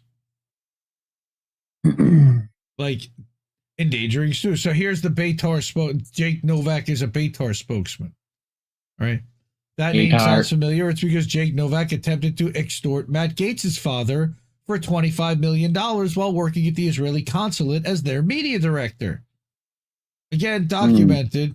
After the story went viral, the Israeli government distanced themselves from Novak, and he lost his job. And, of course, Betar soon hired him afterwards because they always take care of their own. Why not? Now, I don't know. Yeah. Look, this comes from Drop Site, but it does come from Jack. What's his name? I like Jack, and he usually is more accurate. I have to say this is not a Ryan Grimm story. All right, Novak is now the spokesperson. Yeah. Then you've got his connection to Ross Glick. Ross Glick is the Betar U.S. director arrested for revenge porn. Last week it was surfaced. Yes, Ross was that boyfriend. Gross. Here, look at this. All right, here you go. Oh, look at who he's pictured with. What am I now? Is that it's revenge porn with Fetterman? Man, that must have been interesting. Ugh, gross. No, but he's the guy that. All right. Now also Betar has partnered with this Nesher AI. That's a whole a whole other rabbit hole. Now this guy, his name is apparently Ali Hassan Hawila, but he calls himself Eliyahu Hawila, all right, and then said that he was Orthodox, but he then said that he was a prominent figure in Lebanese Chosan. So he's a Muslim in Lebanon who converted, but this guy sounds like a spy to me. Yeah. He made a show of flying to Israel during Passover weekend 2022 so he could begin a conversion to Judaism. In subsequent interviews, he later claimed he learned that his mother was in fact Jewish. Not true, but okay. All right. This lame hoax. All right. And then this was also the guy, by the way, who tried to frame this lady. All right. And say that she was just deported or whatever. This was like from May. And this was debunked over and over. Like all these guys are getting is just owned over and over and over again. She says, and this came out today. Part 3 will focus on Ron Perosian and Eric Adams and Trump's DOJ working a deal to drop any charges against Eric Adams and the influence of Betar in helping make that happen. All right. She also talked about this ZM tabloid that has been doing incredible work as well into doing some of the digging here. And there's a much larger project at play in exposing a lot of these organizations in the way that they have been trying to dox and expose and, you know, hurt the people that are protesting and trying to stop genocide. We're starting to get some people on our side that know what they're doing and know how to find who these people are and tell who they are. And here's their background. Here's, again, what is Kahani Kai? I can't play the music. They murdered dozens of people, right, against Palestinians, Americans, and others. Remember when they did that skunk attack at Columbia University? That was this organization, Vaguely, Betar, yes. all right, where they... Of course. Yep. Here. Synagogue. Unfortunately, this is not a happy event, and this is the yahrzeit of Rav Meir Kahana Zatzal, and I hope that on other occasions you'll come here for Simchas. I'd like to introduce to you Mr. Ron Ben Israel, who will be the master of ceremonies. He is the campus coordinator of Kahana Chai. Mr. Ben Israel. Kahana Chai. Ben Israel means the son of Israel. Or Israel. Yes. Friends, we are gathered here today Romans. for the 4th year that we have not had the greatest Jewish leader ever, Rabbi Meir Kahana.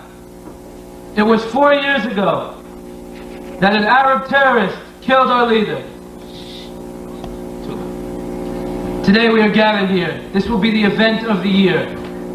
Finally, we will raise a voice, and do more than raise a voice, to the outrage which is going on in Israel. As Jews are silent, and as we, the only noble people to raise a voice, are silenced. But they can't silence us. Kahana Chai, Kahana lives on. Kahana lives on.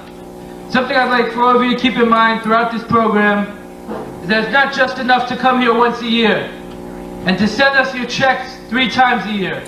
We need your bodies here with us. Do not just say that Rabbi More Kahana importantly, was right. we need your wallets with us. Do not just say, yes, he was correct. Yes, the Arabs must go. Stay with us. Do something with us. Directly after this, we'll be having an emergency protest. There will be buses outside to take all of us to the Israeli consulate. We'll be joined by our international leader, Rabbi Binyamin Zev Kahana. He will be here with us. Please, we need your bodies here with us. And as far as the Arabs, the transfer, they said it's not moral. Oh God, the voice. Rabbi Gallant said it's not moral. Is it moral to leave them in here and eat at us like a cancer? My God, I went to go now get the bread. That mad dog he's doing to the Jews, what Rabbi Kahana wanted to do to the Arabs? The country has gone insane. Man, that weird laugh lady With from no further Seinfeld ado, did not age well, did Binyamin she? Zev Kahana. Yeah, like, all right, so there's another 30 seconds of this. I don't even I think we've seen enough. Okay, again, this is all about like how he rose to power and prominence within, well, you can guess it's by representing the donor class and representing the Israel lobby and bringing a lot of these powerful organizations, powerful because they have been funding a lot of the coffers, and you could see all these different organizations, and every one of those organizations, by the way, can donate X amount to every campaign and does. And how are they getting funded? And there's a lot of questions as to a lot of this stuff. But there's also a lot of very wealthy Jewish Americans that are funding this stuff too. You can hear him kind of yelling at them, and that's, it's not just, all Israel, because a lot of the Israeli money is coming from here to begin with. The Bill Ackmans. Controls the spice, controls the universe. Right, so she even cites the thing with Zateo here. Torres has been happy to take money from wealthy businessmen. We know this. Yeah, real progressive guy. What's that? The 45th rule of acquisition. What's that one? Oof. I have that somewhere. Where's it at? That is the 34th rule of acquisition states. Peace is good for business. That's the 35th rule. Oh, you're right. What's the 34th? War is good for business. It's easy to get them confused. Yes, it is. All right. War is good for business. I need a shower after that. It's gross. Yeah. That whole rabbit hole of an organization that goes around. They also fund and arm and help strategize with the terrorists that attacked the students in the college protests that were camping out. They coordinate with cops to try to, again, terrorize innocent protesters that are exercising First Amendment rights to try to do what they can to let the political class know that they want that genocide stopped, because there's no other way for us to have any kind of voice that has any kind of impact whatsoever. Voting our way out of this ain't going to work. I hate to say it. So if you are able to, in any way, please share the stream, first of all. Take care of your friends, take care of your family, as Care Bear likes to say. But if you're able to, and you've got a few bucks, Cash App, $ Indie News Network is the easiest, best way to do that without fees. ko-fi.com/Indie News Network or paypal.me/Indie News Network eliminates the Ko-fi fee. And then Substack, that's our shout newsletter. Out Care Bear, who gave us $5 earlier. Hey, yeah, no, thank you, Care Bear. Appreciate you, fam. Hell yeah, brother. That's our wall of fame. Those are the best people in the world. Those are the people we live. Because guess what? They support our network. Who are these people? Well, there's their names right there. Those are the ones that have actually contributed and tipped our channel and tipped our live streams and are trying to contribute to the media they want to see and funding the media they want to see. Because corporate media ain't telling you stuff like that. These are the people that would help us get our reporting back if we ever got shut down. These are the amazing people that are on our wall of fame that support our channel, our network, and what we do here. They fund the media they want to see. Show me the money! We've got Cash App is $ Indie News Network. They'll be down in the ticker scrolling there. You've got ko-fi.com/Indie News Network, paypal.me/Indie News Network, and you can also subscribe monthly. Yes, that you can subscribe at INNnewsletter.com on a monthly or an annual basis. Certainly, we are demonetized, and YouTube doesn't like stories like that. So please, if you can, will not be televised. It certainly will not. But I don't also think that it will end up allowed on YouTube in the end, which is why we're working toward a self-hosting solution at some point that we're going to be able to direct everyone to a website, and then we'll be able to chat via a Discord server, and modern problems require modern solutions. All will hopefully be avoidable of the major censors, so we can keep saying what we want to say, and nobody's going to try to stop us. Support independent media because we need it more than ever. Yep. Keep listening to what Boats had to tell you, fam. Good night. Mwah. Ciao, baby. No! We just fucking lost the stream! You can't keep giving us nothing and think we're bluffing about coming for your heads. Why play civil if you won't listen? 50,000 died, and now we know our mission. We form a militia, make Congress a prison. No, I play civil when all these dead won't make you listen. What's more American than slaying your oppressors? What's more American than liberty or death first? God, God, I thought we were founded on abolishing the tyranny of those who would starve a village all to live empirically. And I regret that I have only one life to give for my cause now that I can see the cause so clearly. See, I want our leaders, regardless of party, to fear me.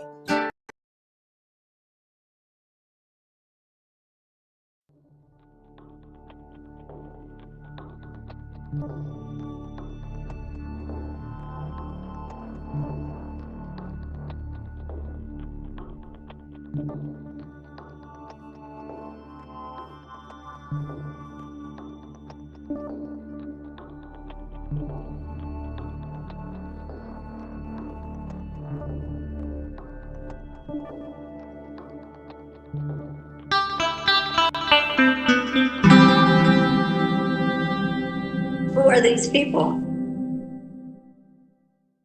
We're up to the fuck Israel portion. So we're going to start with exactly how bad it is, but we're going to actually bring it. This might even be a little bit uplifting. I'm going to try to make it uplifting because this is actually from a Gaza resident on coming home, what he's experiencing. Rubble, sewage, desperation for clean water. This is Gaza after ceasefire. Shahad Ali for Truth Out. The ceasefire allowed many of us to taste a vegetable for the first time in months, but our fight for survival is acute. And I will say that if you go to on Substack chat for Council Estate Media, there are a whole host of Palestinian residents posting GoFundMes and pleas to support them as they rebuild. But my God, look at that. Ugh. So that's a man walking his bike through a leveled neighborhood in Khan Yunis the other day. So this is part of the series, Struggle and Solidarity, Writing Toward Palestinian Liberation. As the ceasefire in Gaza marks its fourth week and evacuees return to the north, many believe Gazans' suffering has ended. This is far from reality. However, this author truly believes that the ceasefire is crucial. It's allowed families to reunite after lengthy separation. He had the chance to see his aunt and uncle who were forced to evacuate to the south in the early days of the war. Even now, it feels surreal to have them back with him. Additionally, the ceasefire has allowed humanitarian aid and goods to enter the Gaza Strip. Markets are now stocked with food, and we had been deprived of for so long. Chicken, fruits, vegetables, and even chips and candy. For nearly a year, these were just distant dreams as starvation spread and we lived on little more than bread and canned food offering minimal nutrition. Now, for the first time, we can gather around the table to eat for enjoyment and not just survive. Look at that market. Look at, and this is one of the Israeli hostages that Israel let go of. Right? No, I don't know if this is one of the prisoners. No, I think this is. I saw a video about that one. Okay, I don't think that's him. It's like one of the prisoners actually got to eat a meal with actual nutrients in it for once. Right, but what he says is, yet despite alleviating some suffering, the ceasefire alone cannot undo the immense devastation inflicted on Gaza, naturally. Since the war began, the Israeli occupation has systematically worked to destroy the Strip, especially the north, by bombing entire neighborhoods, demolishing infrastructure, targeting water wells, dismantling roads, and cutting electricity and communication lines, literally destroying individual machines inside hospitals to make sure they did not work anymore.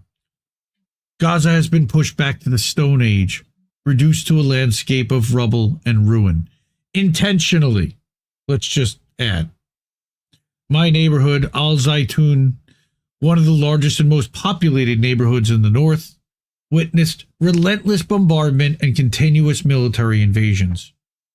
In November of 2024, when Israeli forces decided to expand to the Netzarim corridor, which my neighborhood surrounds, most residents were forced to evacuate.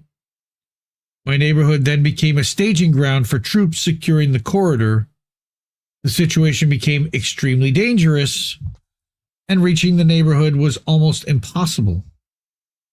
If anyone tried to go there, they would almost certainly be killed. And we saw that they had basically drawn a line in half, and that they were killing anything that moved was the description.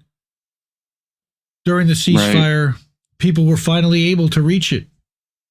My neighbors, eager to see their beloved neighborhood after months of displacement in the south, were devastated by the scale of destruction. The once vibrant area known for its olive trees and beautiful homes was unrecognizable. Houses were either completely destroyed, partially ruined, or burned beyond repair. None remained intact, and that was Israel's plan, to leave not a building standing. This devastation was not limited to my neighborhood. Most areas in the north, including Beit Hanun, Jabalia, and Beit Lahaya, suffered the same fate. For a moment, many in Gaza believed that returning to the north might end their suffering, but soon they discovered that it had been reduced to a wasteland. Instead of finding solace, they found themselves trapped in another war, a war of survival where any sense of life had ceased to exist. The struggle for water has become one of our greatest challenges. Thanks, Israel. Fucking assholes.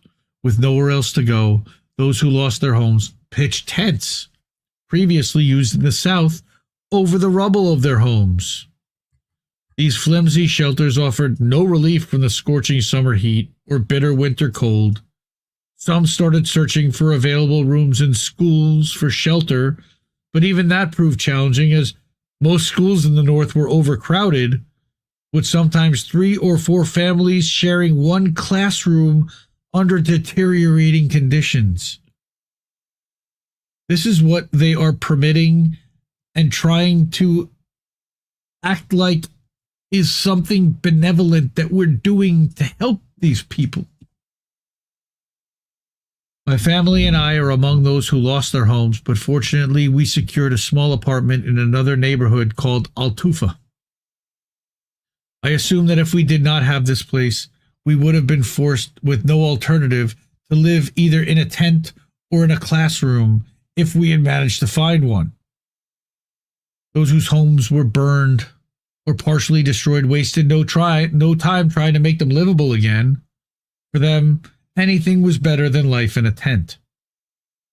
My neighbor Abu Omar saw his house hit by 3 artillery shells, which demolished most of the exterior walls, leaving the interior exposed to the street.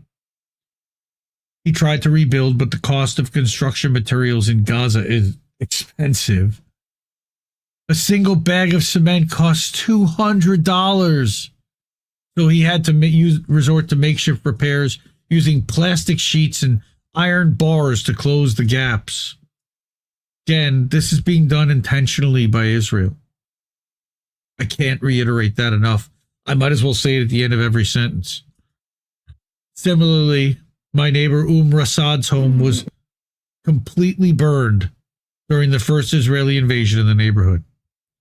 The fire left the walls weakened and on the verge of collapse. Still, she had no choice but to scrub away the blackened ash and continue living there. What else is she going to do? For her, even a damaged home was a blessing, a place that offers her and her children some shelter from the streets, though not much, and certainly no security.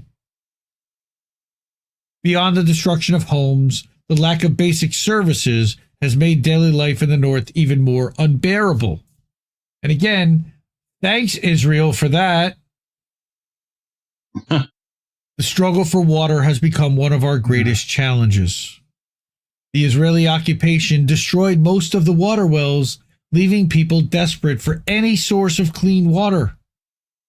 Some charity organizations began delivering water trucks to the devastated areas in the north, but they don't even arrive daily or on a predictable schedule, and the supply is often insufficient, because how the fuck can they possibly bring enough for everyone there? When Israel's rationing them to starvation plus levels intentionally. Still. Sir, would you like a video to go with that? No. I have a video that goes with that. Well, I'll put you on big screen. About the water. Hold on. Let me find it. Keep going for a bit. Okay. And we'll circle back to it.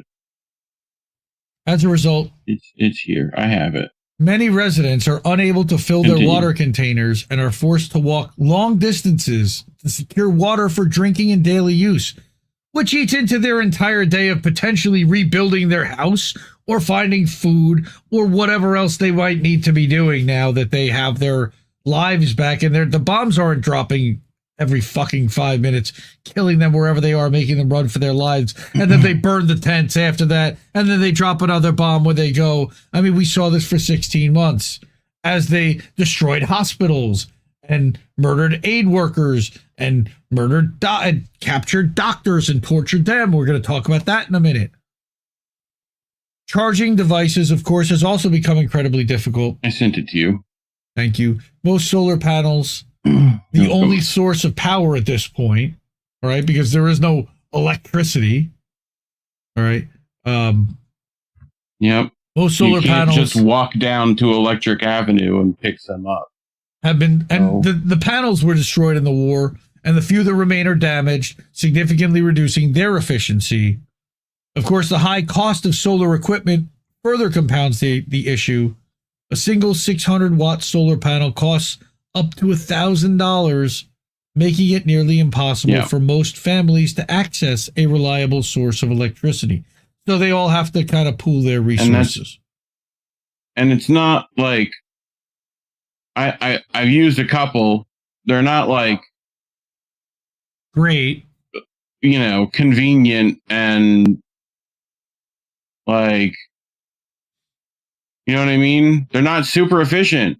Like you have to put them in the exact right spot. You got to move it in relation to the sun, like you can't have it in shade.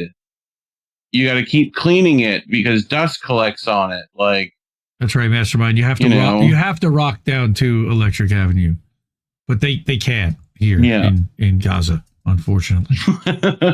So here's the video that we've pulled from Palestine Online. The Israeli government and private companies strictly control water sources in the West Bank, restricting water access for Palestinians on the account of Israeli settlements. And here's 55 seconds. I can't wash my hair because of the Israeli occupation. All of our tanks are out of water. We only get water every 15 to 20 days. Hence the tanks. And if you're out of luck until the next refill. These water tanks are a staple on Palestinian houses in the West Bank to combat the chronic water shortage. But the problem isn't that there's not enough water. The problem is even our water sources are under occupation, and it's all controlled by the Israeli government and private Israeli corporations, who allot Palestinians less water than the World Health Organization recommends. But why? What are they doing with all our water? Funneling it into neighboring illegal settlements, where Israelis have a continuous supply of water and consume more than double their Palestinian neighbors. And to top it off, the Israeli company that supplies Palestinians in Bethlehem and Hebron with 70% of our water is reducing that amount even more. I can't wash my hair because of the Israeli occupation. So, getting back to this. Mobile phone signals and internet services are weak and scarce in most areas. They need eSIMs for that. Transportation is nearly non-existent, and when it's available, it's prohibitively expensive.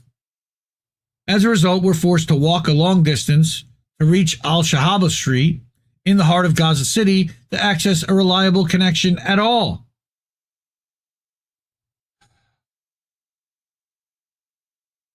Sanitation services are almost non-existent, leaving piles of garbage to accumulate in the streets. With no other way to dispose of waste, people are forced to burn it. Sewage flows through the damaged roads. Of course, they don't have plumbing or running water, as the infrastructure is completely destroyed. The air is filled with the foul smell of sewage and the harsh fumes of burning trash. This reminds me of when they talked about New Orleans in the 1800s, and they didn't have plumbing and the place smelled like shit all the time. All right. This poses serious, and they built canals to deal with that. But they at least had water nearby. Poses serious health risks, including respiratory problems and dysentery. I'm sure they can't even get fucking toilet paper. The challenges we face in Gaza are overwhelming. Our hopes for recovery are rooted in the urgency of rebuilding, not just the physical structures, but the lives of the people who've endured so much. We need the international community to commit to rebuilding Gaza's infrastructure, supporting the people who've lost everything, and addressing the severe shortages of basic necessities. The problem is that the haves are not willing to do that. The road to recovery will not be long. Go ahead. Well, it's just like, and that's if this holds. And it's on shaky ground. Like, you know what I mean? No, Israel wants to break it. Big time. Yeah. They've been fighting done to break already. It. Let's not forget that. Admittedly. At over 250 times. Literally, they admitted it. Yep. Right. The 76th rule of acquisition. The 76th? Every once in a while, declare peace. It confuses the hell out of our enemies. Gaza's resilience is unwavering, but it needs help to rise again. And this week, Egypt actually pledged that they had a plan to rebuild Gaza for the Palestinians. I don't know if that's going to be allowed to push, but I certainly hope so. Another thing I didn't want to ignore and wanted to showcase here was Dr. Hussam Abu Safiya. We've talked about him before a couple times. He was taken prisoner in late December by the IDF. He bravely refused to leave his hospital and was last seen walking into a tent, walking into a tank, and he was taken to one of the worst prisons there were, tortured. We now know, we have an update about what's happened to him and where he is now and what's going on. So this is from the news roundup from the Electronic Intifada, Nora Barrows Friedman. They are an Indie Media Award honoree, as is Truth Out, who that last article came from. We only go to the best of the best for these stories because it's so important to get this stuff right. Since the January 19th ceasefire in Gaza, Israel has violated the ceasefire in a myriad of ways, including by withholding the amounts of aid, fuel, and medical deliveries agreed upon under the ceasefire terms, restricting people's freedom of movement, and by continuing to attack and kill Palestinians. I don't think that's a surprise to anyone here. Again, I want to blow this up a little bit more. Euromed Human Rights Monitor has reported, quote, despite the declaration of a ceasefire, Israel continues to commit genocide in the Gaza Strip by denying Palestinians the basic necessities for survival and imposing conditions of life calculated to bring about their physical destruction. And you just heard that described in extensive detail from the previous article. The rights group added that more than 100 Palestinians have been killed since the ceasefire came into effect, including some who died from previous injuries during Israel's genocidal attacks, and at least 900 have been injured. On the 10th of February, Abu Obaida, the spokesperson for the Al-Qassam brigades now that they murdered the last one, the military wing of Hamas, announced that the planned release of Israeli captives would be postponed indefinitely unless Israel fulfilled its obligations and stopped its ceasefire violations. Hamas officials then submitted a report to mediators on the 11th of February listing 269 field violations by the Israeli military since the ceasefire, as well as the ongoing denials of aid and fuel deliveries. By the way, that number is already over 300. Also included on the list were several political violations. They included statements by... Over 9,000! Probably. They included statements by Israeli lawmakers urging the expulsion of Gaza's population and the ways Israeli prison authorities were subjecting Palestinian captives to assault and violence upon their release during the exchanges. Again, coming from the Israelis themselves. They're not denying it. They're happily admitting it. The only people denying it are Americans that are embarrassed by this. Israeli lawmakers then accused Hamas of violating the ceasefire themselves, the gaslighting motherfuckers, with U.S. President Donald Trump insinuating that Israel should cancel the ceasefire if the Israeli captives aren't released. But even the Israeli military admitted in Hebrew media that Hamas had not violated the terms. As Indie Media Award honoree Ali Abunimah pointed out, read it in Israel's mass circulation newspaper Ma'ariv. The Israeli army and security establishment confirmed that so far Hamas has not violated the ceasefire deal. We're just innocent men. Trucks filled with fuel, medical supplies, tents, caravans, heavy machinery and food have been set to enter the Gaza Strip, but it's unclear when these necessary supplies will arrive as agreed upon. Again, this was on the 11th. The article that we read before was from the 14th. So some of them started arriving. But Ali also said that this is exactly as I predicted the crisis would be resolved. Israel backs down from sabotaging the ceasefire and agrees to implement what it originally signed, but only after the resistance drew a clear line, hoping these genocidal wreckers don't come up with new nefarious schemes before Saturday, which of course they did. And then on Saturday, they then acted like their side was worse, and they put all the Palestinian hostages in these robes, this garb that had Israeli flags and Arabic writing that was derogatory toward the Palestinians. Yes. Gross. Right. Like, it's like shit they would accuse Hamas of doing. Yes. Like, what? I am altering the deal. Pray I don't alter it any further. Right. IDF officially did withdraw from the Netzarim corridor, which bisected Gaza for more than a year. That's what we were talking about, cutting these Gaza in half. A place where they barbecued and had lattes on the fucking bones of their victims. What? Like, they are finding bodies now, piles. It's like, anyway, Jesus Christ. Oh, serenity now. Right. Oh. By the 9th of February, the French news agency AFP and the Times of Israel jointly reported that a Gaza government official said that, quote, Israeli forces have dismantled their positions in military posts and have completely withdrawn their tanks from the Netzarim corridor on Salah al-Din Road, allowing vehicles to pass freely in both directions. That's good. The joint report added that an AFP journalist on the scene said there were no Israeli troops present on the corridor. That also worries me that they're preparing to drop more bombs.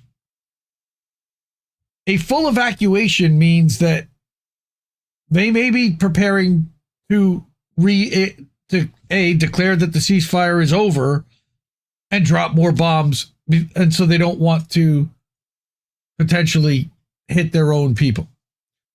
The Al Jazeera Arabic channel filmed footage of the wreckage left behind from the Israeli military after it withdrew from the Netzarim corridor. I don't want to play this because if I do, I could get in trouble. Al Jazeera has copyright claimed us in the past. In a statement, Hamas... You violated the law. I'm not going to do that. Hamas political party said that the withdrawal of the Zionist occupation army from the Netzarim axis is a victory for the will of our people. So they're hopeful, and that is the political wing of Hamas, not the military wing of Hamas. They are separate things. Yeah. And here we go with the medical equipment deliberately destroyed. Turning to the healthcare situation in Gaza, Caroline Seguin, the emergency coordinator for Doctors Without Borders, stated from northern Gaza on the 11th of February that the level of destruction is total. It's a flat land. I've never seen anything like it in my life. Our Palestinian colleagues are no longer able to recognize their own neighborhoods. Some were in shock. Others literally collapsed. This I can play.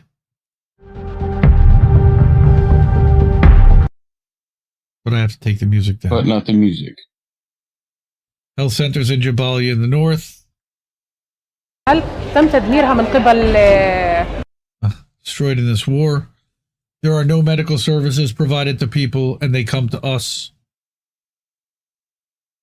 She started Sheikh Radwan primary health care to cope with the massive medical needs in North Gaza.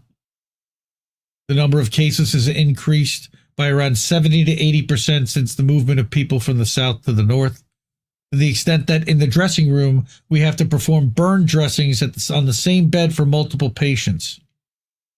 For example, we receive cases with bodily injuries, amputations, fractures in the legs.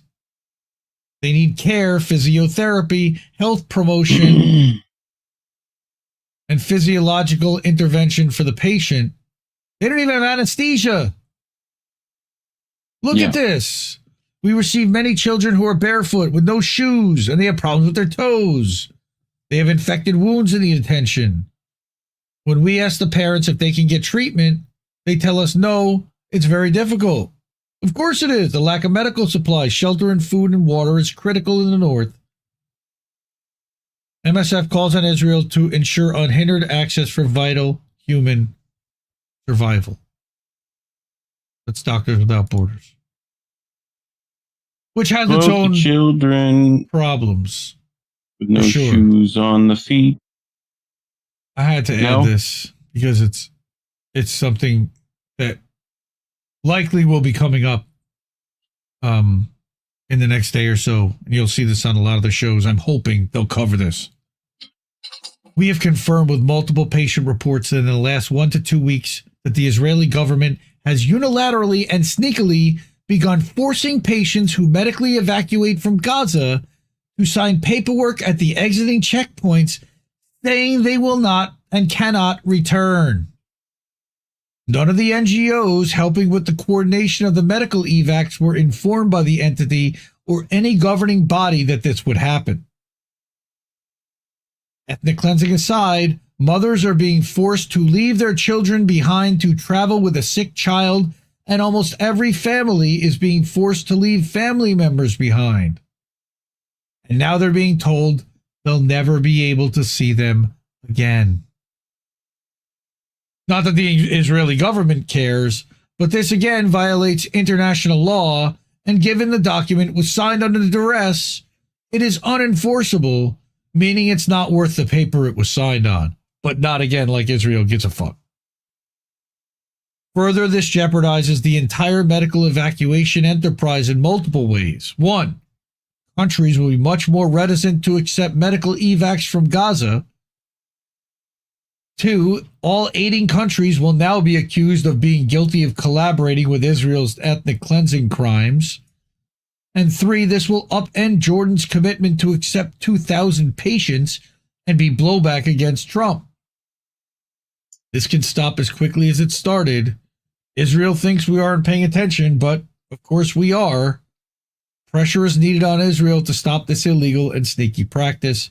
Thanks to our friend Abu Bakr and the Samir Project for sounding the alarm. So what did Abu Bakr have to say about this? Again, it's my job to reveal the truth, no matter the cost. I know many people have attacked me for this, but as a journalist, I know what I say. I can't let this ethnic cleansing scheme go past my pen. I know I'm probably the only one from Gaza talking against these organizations, but to be a journalist is to be a truth teller. For everyone who attacked me, may you learn from the lesson. Those who trusted me, thank you. Finally, Abu Bakr wants to leave a nice mark and give it all for his homeland within his accidental war reporting, because he's going to be a football journalist very soon. He was asked what his favorite football team was on the Electronic Intifada stream on Thursday, and he would not answer. He acted, what? I can't hear. Huh?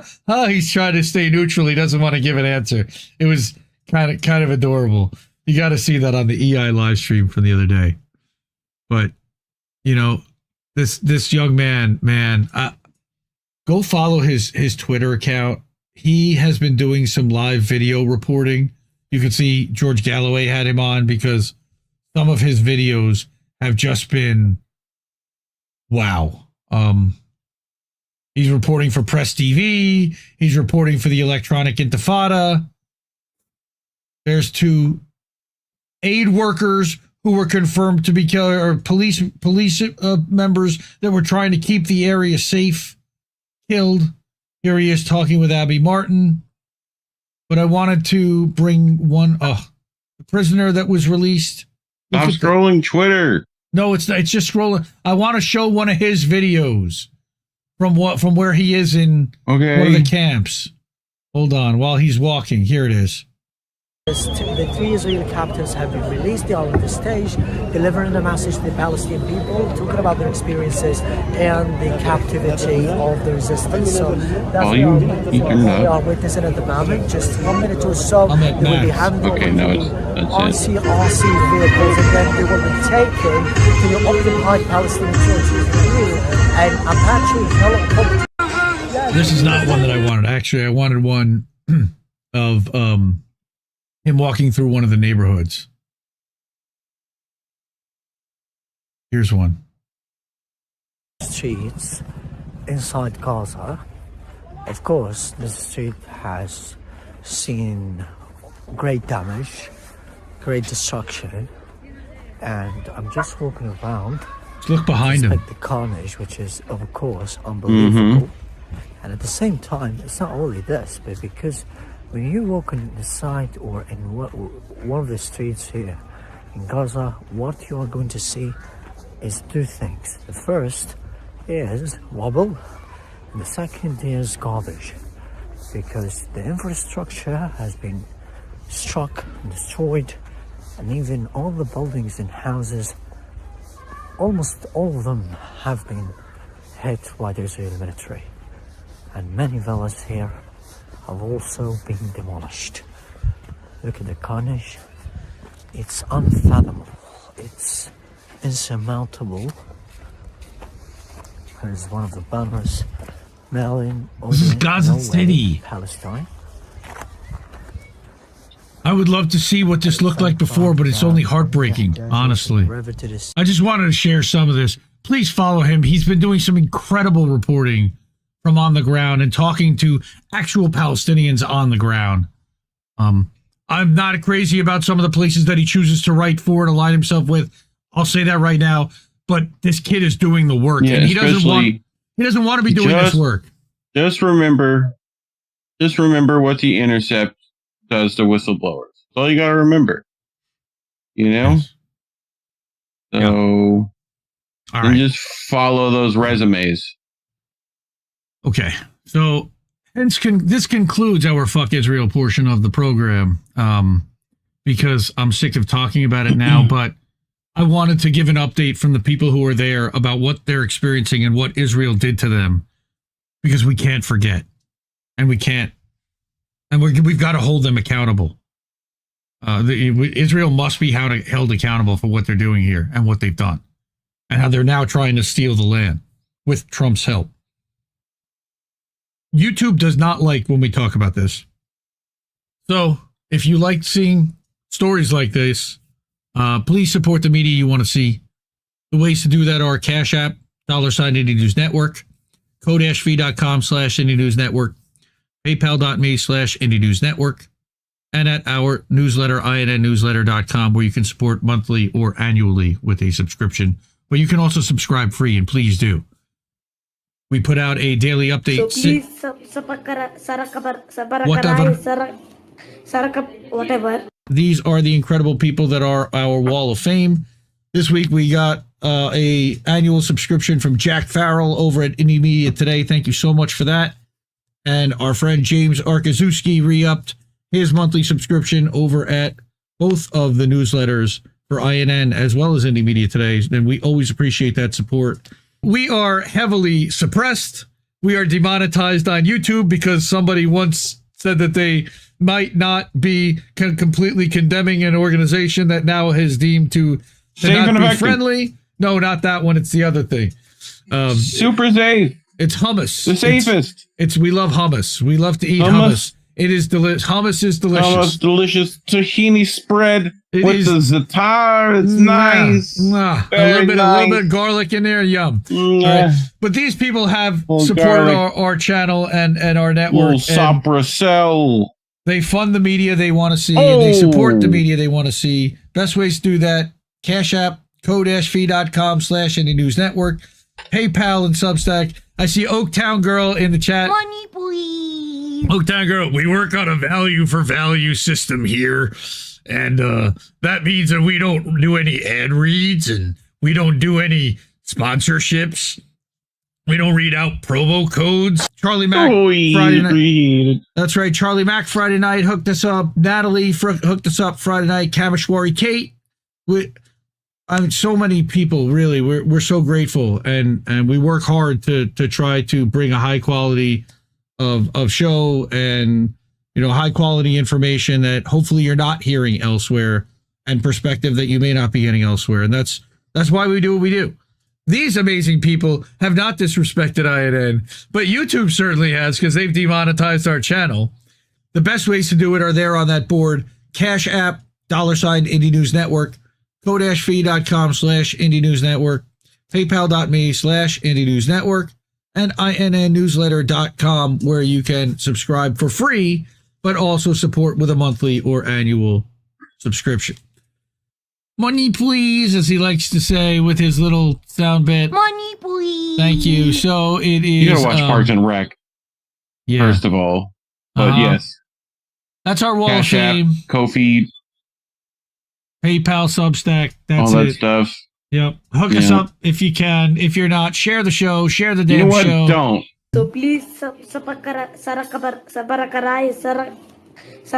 whatever.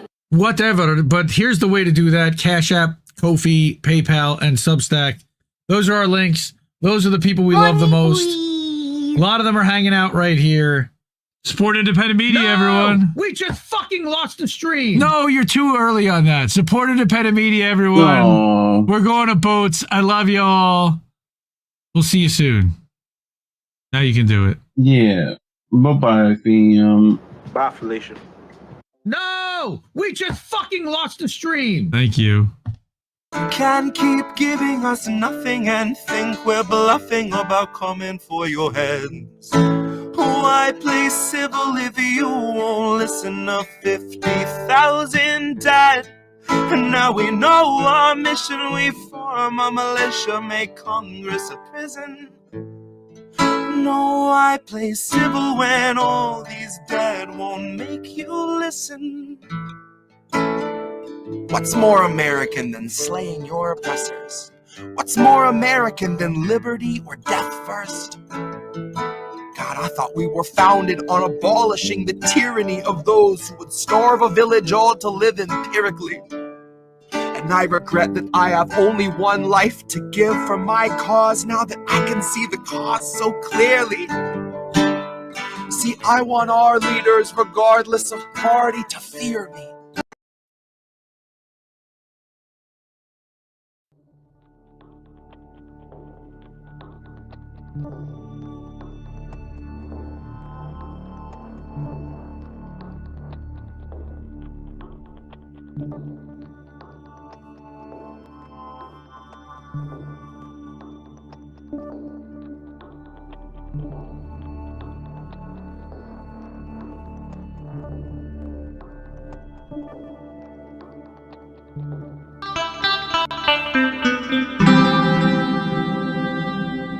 Who are these people?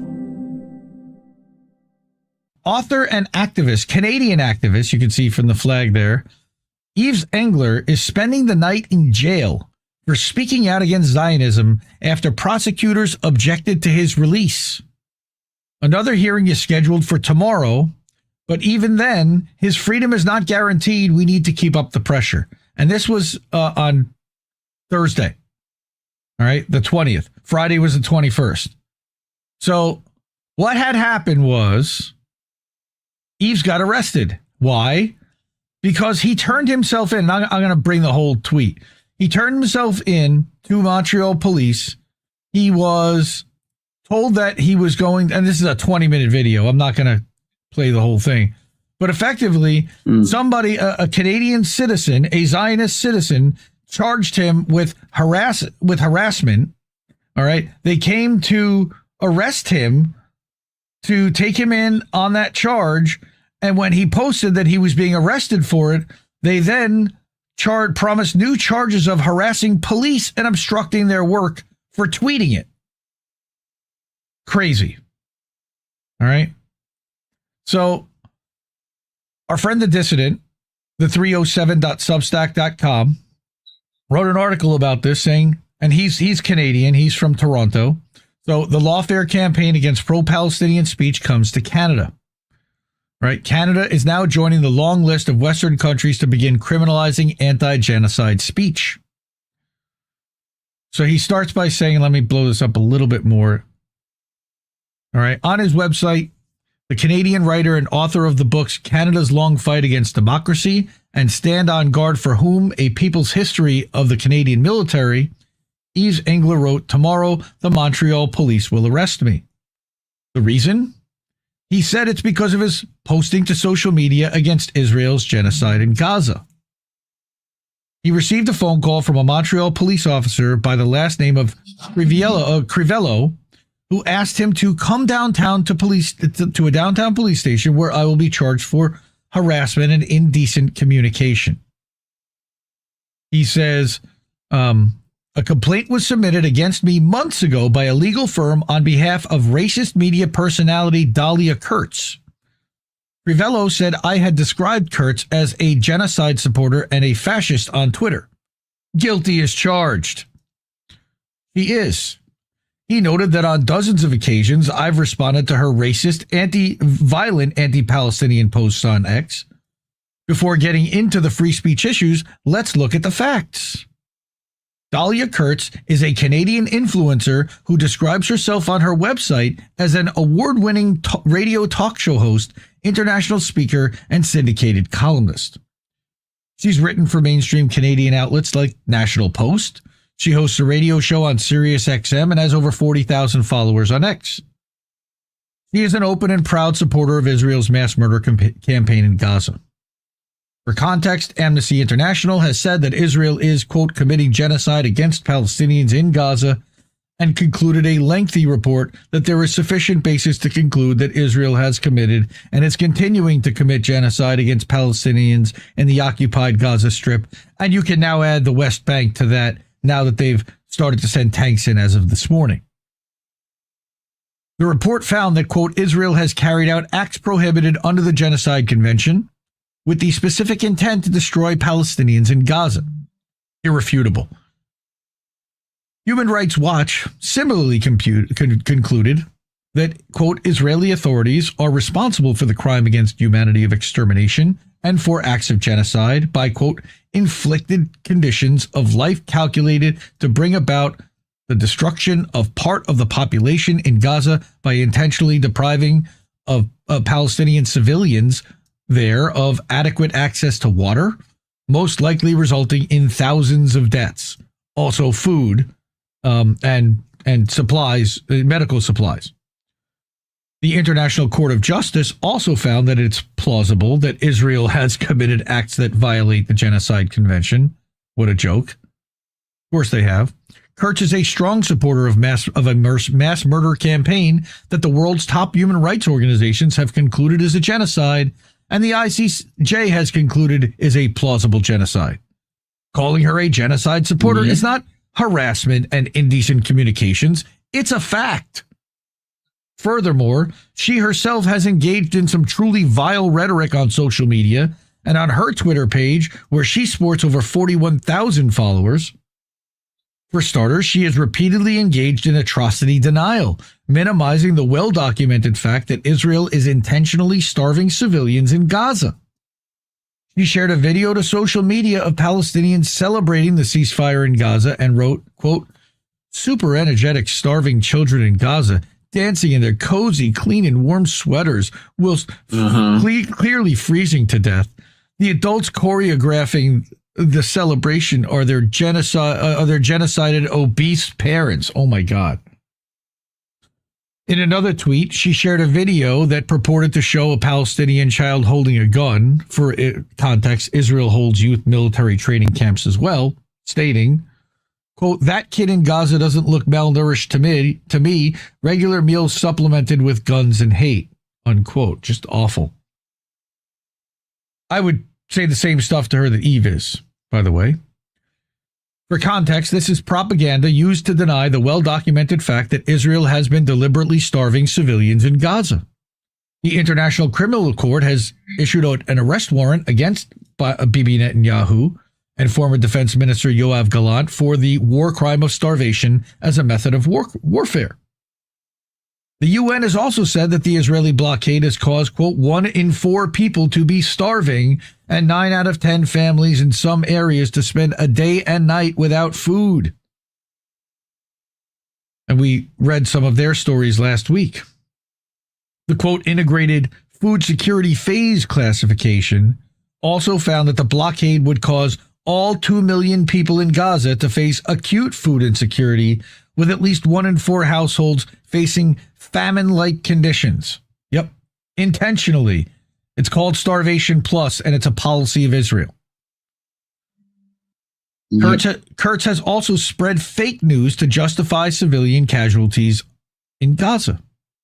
On Twitter, she published a fake news story without providing a link, stating, quote, "news," and I don't even want to say this because it's fake news and I don't want to get our channel popped for misinformation, but because it's in support of Israel, it probably wouldn't be. She claimed lyingly that about half of Gaza was aware of and involved in the October 7th massacre. That's ridiculous. Quote, insane. Quote, terror network Al Jazeera published a propaganda program about the plan for October 7th with the order, time, and day and time of 6:30 a.m. Instructions were disseminated amongst the innocent civilians of Gaza. Absolute fucking lie. This is clearly propaganda used to justify Israel's mass targeting of civilians in Gaza. It's reminiscent of videos the Israeli government has posted to social media that claim there are no innocent civilians in Gaza, which is also insane because infants are definitely not innocent, right? Israel? Insane. Mm-hmm. This is propaganda to justify Israel's targeting of civilians in Gaza, where the Geneva-based human rights organization's Euromed Monitor found that 9 out of every 10 people killed by Israel in Gaza are civilians, and the UN found that 70% of people killed are women and children. The ages most represented among the dead were 5 to 9-year-olds, and 80% of the victims were killed in residential buildings or similar housing, or they were sniped on the street by the IDF. Kurtz also supports the complete ethnic cleansing and annexation of Gaza. In response to Donald Trump's call to take over Gaza and force Palestinians into Jordan, Egypt, or other places, she said, "Goodbye, Gaza Strip. Hello, MAGA Strip." She's also on record saying that Gaza is not a country. Oh, yeah, she's just the worst. All right. So she had a journalist locked up, this cunt. Dahlia Kurtz has also engaged in extreme dehumanizing rhetoric. At one tweet, he called former Hamas leader Yahya Sinwar a rat and tweeted the dead rat of Gaza after he was killed. That's literally what they call people anti-Semites for tweeting about Jews. But she can do it about a Palestinian, and she's just fine. Kurtz has also extended this type of rhetoric to her political opponents. She quoted a clip from the Piers Morgan show where the Israeli intelligence asset Mohad Hassan Yosef called the political commentator Cenk Uygur a parasite for his support of Palestine, and which Cenk doesn't even really support Palestine. He claims he does, but then he supports the Democrats who don't, so he doesn't really. He wants to, but he can't really. He also has repeatedly called for pro-Palestinian protesters to be deported to Gaza, like, even though they're American, and she's not, while it was being bombed by Israel. Insane. She once tweeted out, "Now it's time to send all those death-chanting Intifada University students to Gaza." How about we send her to Gaza? How about we send her to the West Bank? Without any armor. or weapons. In response to an anti-Zionist Jewish protest that took place against the genocide in Gaza at Canada's Parliament building, she said, quote, "These quote-unquote Jews love Gaza so much, I have no problem sending them all there with my own money. It's an investment." No, she won't. She wouldn't. Nope. In response to a university campus protest against the genocide in Gaza, she said, quote, "They clearly belong together in Gaza." Of all the lawfare campaigns I've covered against pro-Palestine figures, this one has to take the cake for the most ludicrous yet. Yves Engler has criticized a public figure who has denied documented war crimes, spread fake news to justify the murder of civilians, called for the ethnic cleansing of Gaza, called her political opponents parasites, and called to deport her political opponents to Gaza. And for this, he's being arrested for, quote, harassment and indecent communication. Mm-hmm. The fact that the Montreal police are going along with this case is truly terrifying. But it's part of a much larger lawfare campaign against those who oppose the genocide in Gaza. Like we've documented well on this show, the UK government has now gone after Richard Medhurst, Richard Barnard, Sarah Wilkinson, Asa Winstanley, and Miko Peled for their reporting and activism on Palestine. Switzerland briefly jailed journalist Ali Abunimah when he was supposed to give a talk in Palestine in the country. And Germany also issued a warrant for his arrest last April when he gave a speech remotely, in July. Austria has recently joined the British legal case against journalist Richard Medhurst for his reporting on Palestine. This new case against Yves Engler is just the latest development in the growing criminalization of pro-Palestine and anti-genocide speech in the Western world. This is a really good piece I like by the dissident. Support independent media, support our friend, the 307.substack.com. I believe he is trying to go full time. He set up a Patreon last week, but you can subscribe here over on Substack as well. He's got paid subs turned on. All right. Who the hell starts her bio with, "I'm a Jew and granddaughter of Holocaust survivors"? Is that the new get out of jail free card? Terrible. Just terrible stuff. So getting back to Yves, here's his tweet the other day. You can't make this up. Initially, the Montreal police accused me of harassing an anti-Palestinian media personality because I posted about Israel's genocide. Now they're charging me for harassing the police for writing about the charges leveled against me. At 9:30 a.m. tomorrow, the Montreal police are set to arrest me. Today, an officer told me they will detain me overnight or until I'm brought before a judge. And guess when they did it? What day of the week? Friday. Friday. You know why? Because they can hold him for the whole fucking weekend and he's still sitting in jail right now. Here's the story again. On Tuesday, a police investigator, Crivello, said they were charging me at the behest of anti-Palestinian activist Dahlia Kurtz. The police officer said I had described her as a genocide supporter and fascist on Twitter, which is true. I promptly wrote about the charges, and the Canadian Foreign Policy Institute organized an email letter campaign which saw 2,500 outraged people call on the cops to drop the Kurtz-sponsored charges. Angry at receiving emails right away. Well, here's what happened. Angry at receiving emails and my article, the police were seeking release conditions, barring me from discussing the charges leveled against me. The police are now claiming I'm victimizing them. They're Israeling themselves. Today, a new investigator called to say investigator Crivello feels threatened by my writing about the charges leveled against me. Oh, it's scary. The Montreal police will be charging me with intimidation, harassment, harassing communication, and entrave, which is interference, towards Crivello. The police investigator also announced that they will be holding me overnight out of fear that I may relapse. In other words, I might once again write about the absurd charges leveled against me. Guilty as charged. Over the past 24 hours, I've received multiple messages about frivolous cases brought against others opposing genocide. The abuse of police and legal system to target opponents of genocide is a greater problem than I realized. I'm trying to make sense of Kurtz's bizarre bid not to block me on X, but claim I'm harassing her. Perhaps she's trying to monetize her status as a victim of hate. On her site, she writes, quote, "If you want to help save Canada from hate and extremism, please donate by e-transfer to me." After working for...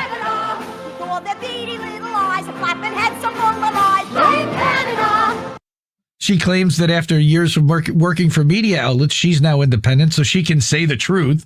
Oh, this sounds like somebody that the song Pull String was written about. All right.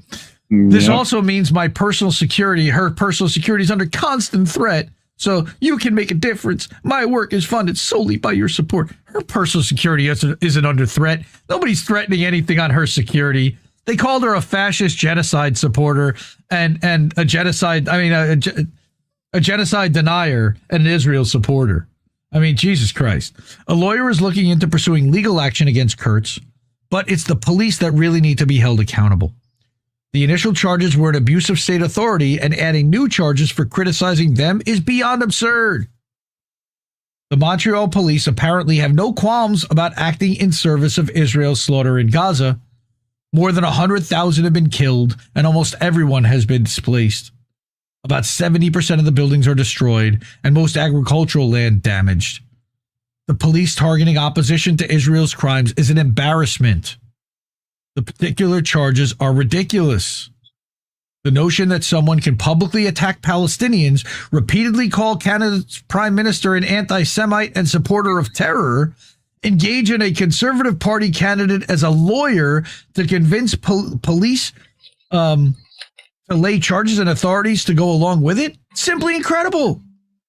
Then for police to claim they're being victimized by emails critical of the ridiculous charges, I'm at a loss for words. What parallel universe have we slipped into? Well, it's a Nazi universe, Yves. Please email the Montreal mayor and police chief to demand they drop the charges against Yves Engler. If you're in Montreal, some people will be accompanying him when he is detained in the morning. So he wrote this Wednesday night. He goes Thursday and turns himself in. All right, that's this video here. And again, we're not going to play it. Drop the charges! I'll go through it. You know, he's got people around him, and then he gives a speech, and he explains what's happening to him, and then he goes and turns himself in, gets arrested, and they take him away. So then what had happened, Alex Tyrell, who's apparently his friend who's reporting on what's happening, this afternoon at 2:45, and this was, I believe, Thursday on the 20th. This afternoon at 2:45, Yves Engler appeared in court via video link on charges related to his criticisms of a Zionist media personality. The Crown opposed his release without providing a reason. A bail hearing was set for tomorrow, meaning he will spend the night in jail. Engler appeared without his glasses, struggling to see the screen. When asked if he had legal representation, he confirmed that he was represented by lawyer John Philpott, but then cut off mid-sentence when attempting to discuss conditions. When he asked why his release was opposed, the judge dismissed his question, saying it was at the prosecutor's discretion and advised him not to speak. Very Kafkaesque. A not guilty plea was recorded. When Yves tried to ask about his political rights, the judge again cut him off, and he was quickly led out of the room. To support him on his website, please donate, yvesengler.com/donate. All right, I'm going to put that in the chat for everyone. All right, and unbelievable what's going on here. And he is, again, still in jail for the weekend. I saw on the Gray Zone stream, and Aaron Mate even tweeted out about it. Here, update. Where is it? I could have sworn I saw something where on the 21st or the 22nd, they also reported that he was still in jail. He has not tweeted since. And I don't know if that's because he's afraid he's going to get arrested again, or if he isn't even out of jail yet. But this was the last tweet that... Oh, here we go. Yves' father here, providing an update, who is currently detained at Bordeaux jail until at least Monday. Today, the prosecutors refused to free him unless he would agree not to speak publicly about the case, including naming directly or indirectly the influencer who filed the complaint against him. Why should he? Right. Yves will have a bail hearing Monday at 9 a.m. He's called for supporters to attend. The hearing will determine whether or not he will be freed pending trial and if he will be allowed to write in detail about what is happening to him, including naming the complaint and the police officer who have accused him of harassment, even though he's already done that. He has no interest in naming the police officer, but insists that he should be able to name the influencer who regularly publishes hateful anti-Palestinian content online. If you support him, please come to the Palace de Justice at 1 Notre Dame East at room 312 on Monday at 9 a.m. You can also support his work by donating at his website. And this is crazy. I mean, this is crazy town we're at, people. We're taking crazy pills here. Yep. Am I taking crazy pills? I feel like I'm taking crazy pills here. For real. Like, what the fuck is going on here? That they're like, we're calling out. Are they going to start suing U.S. citizens for harassing tweets on as well?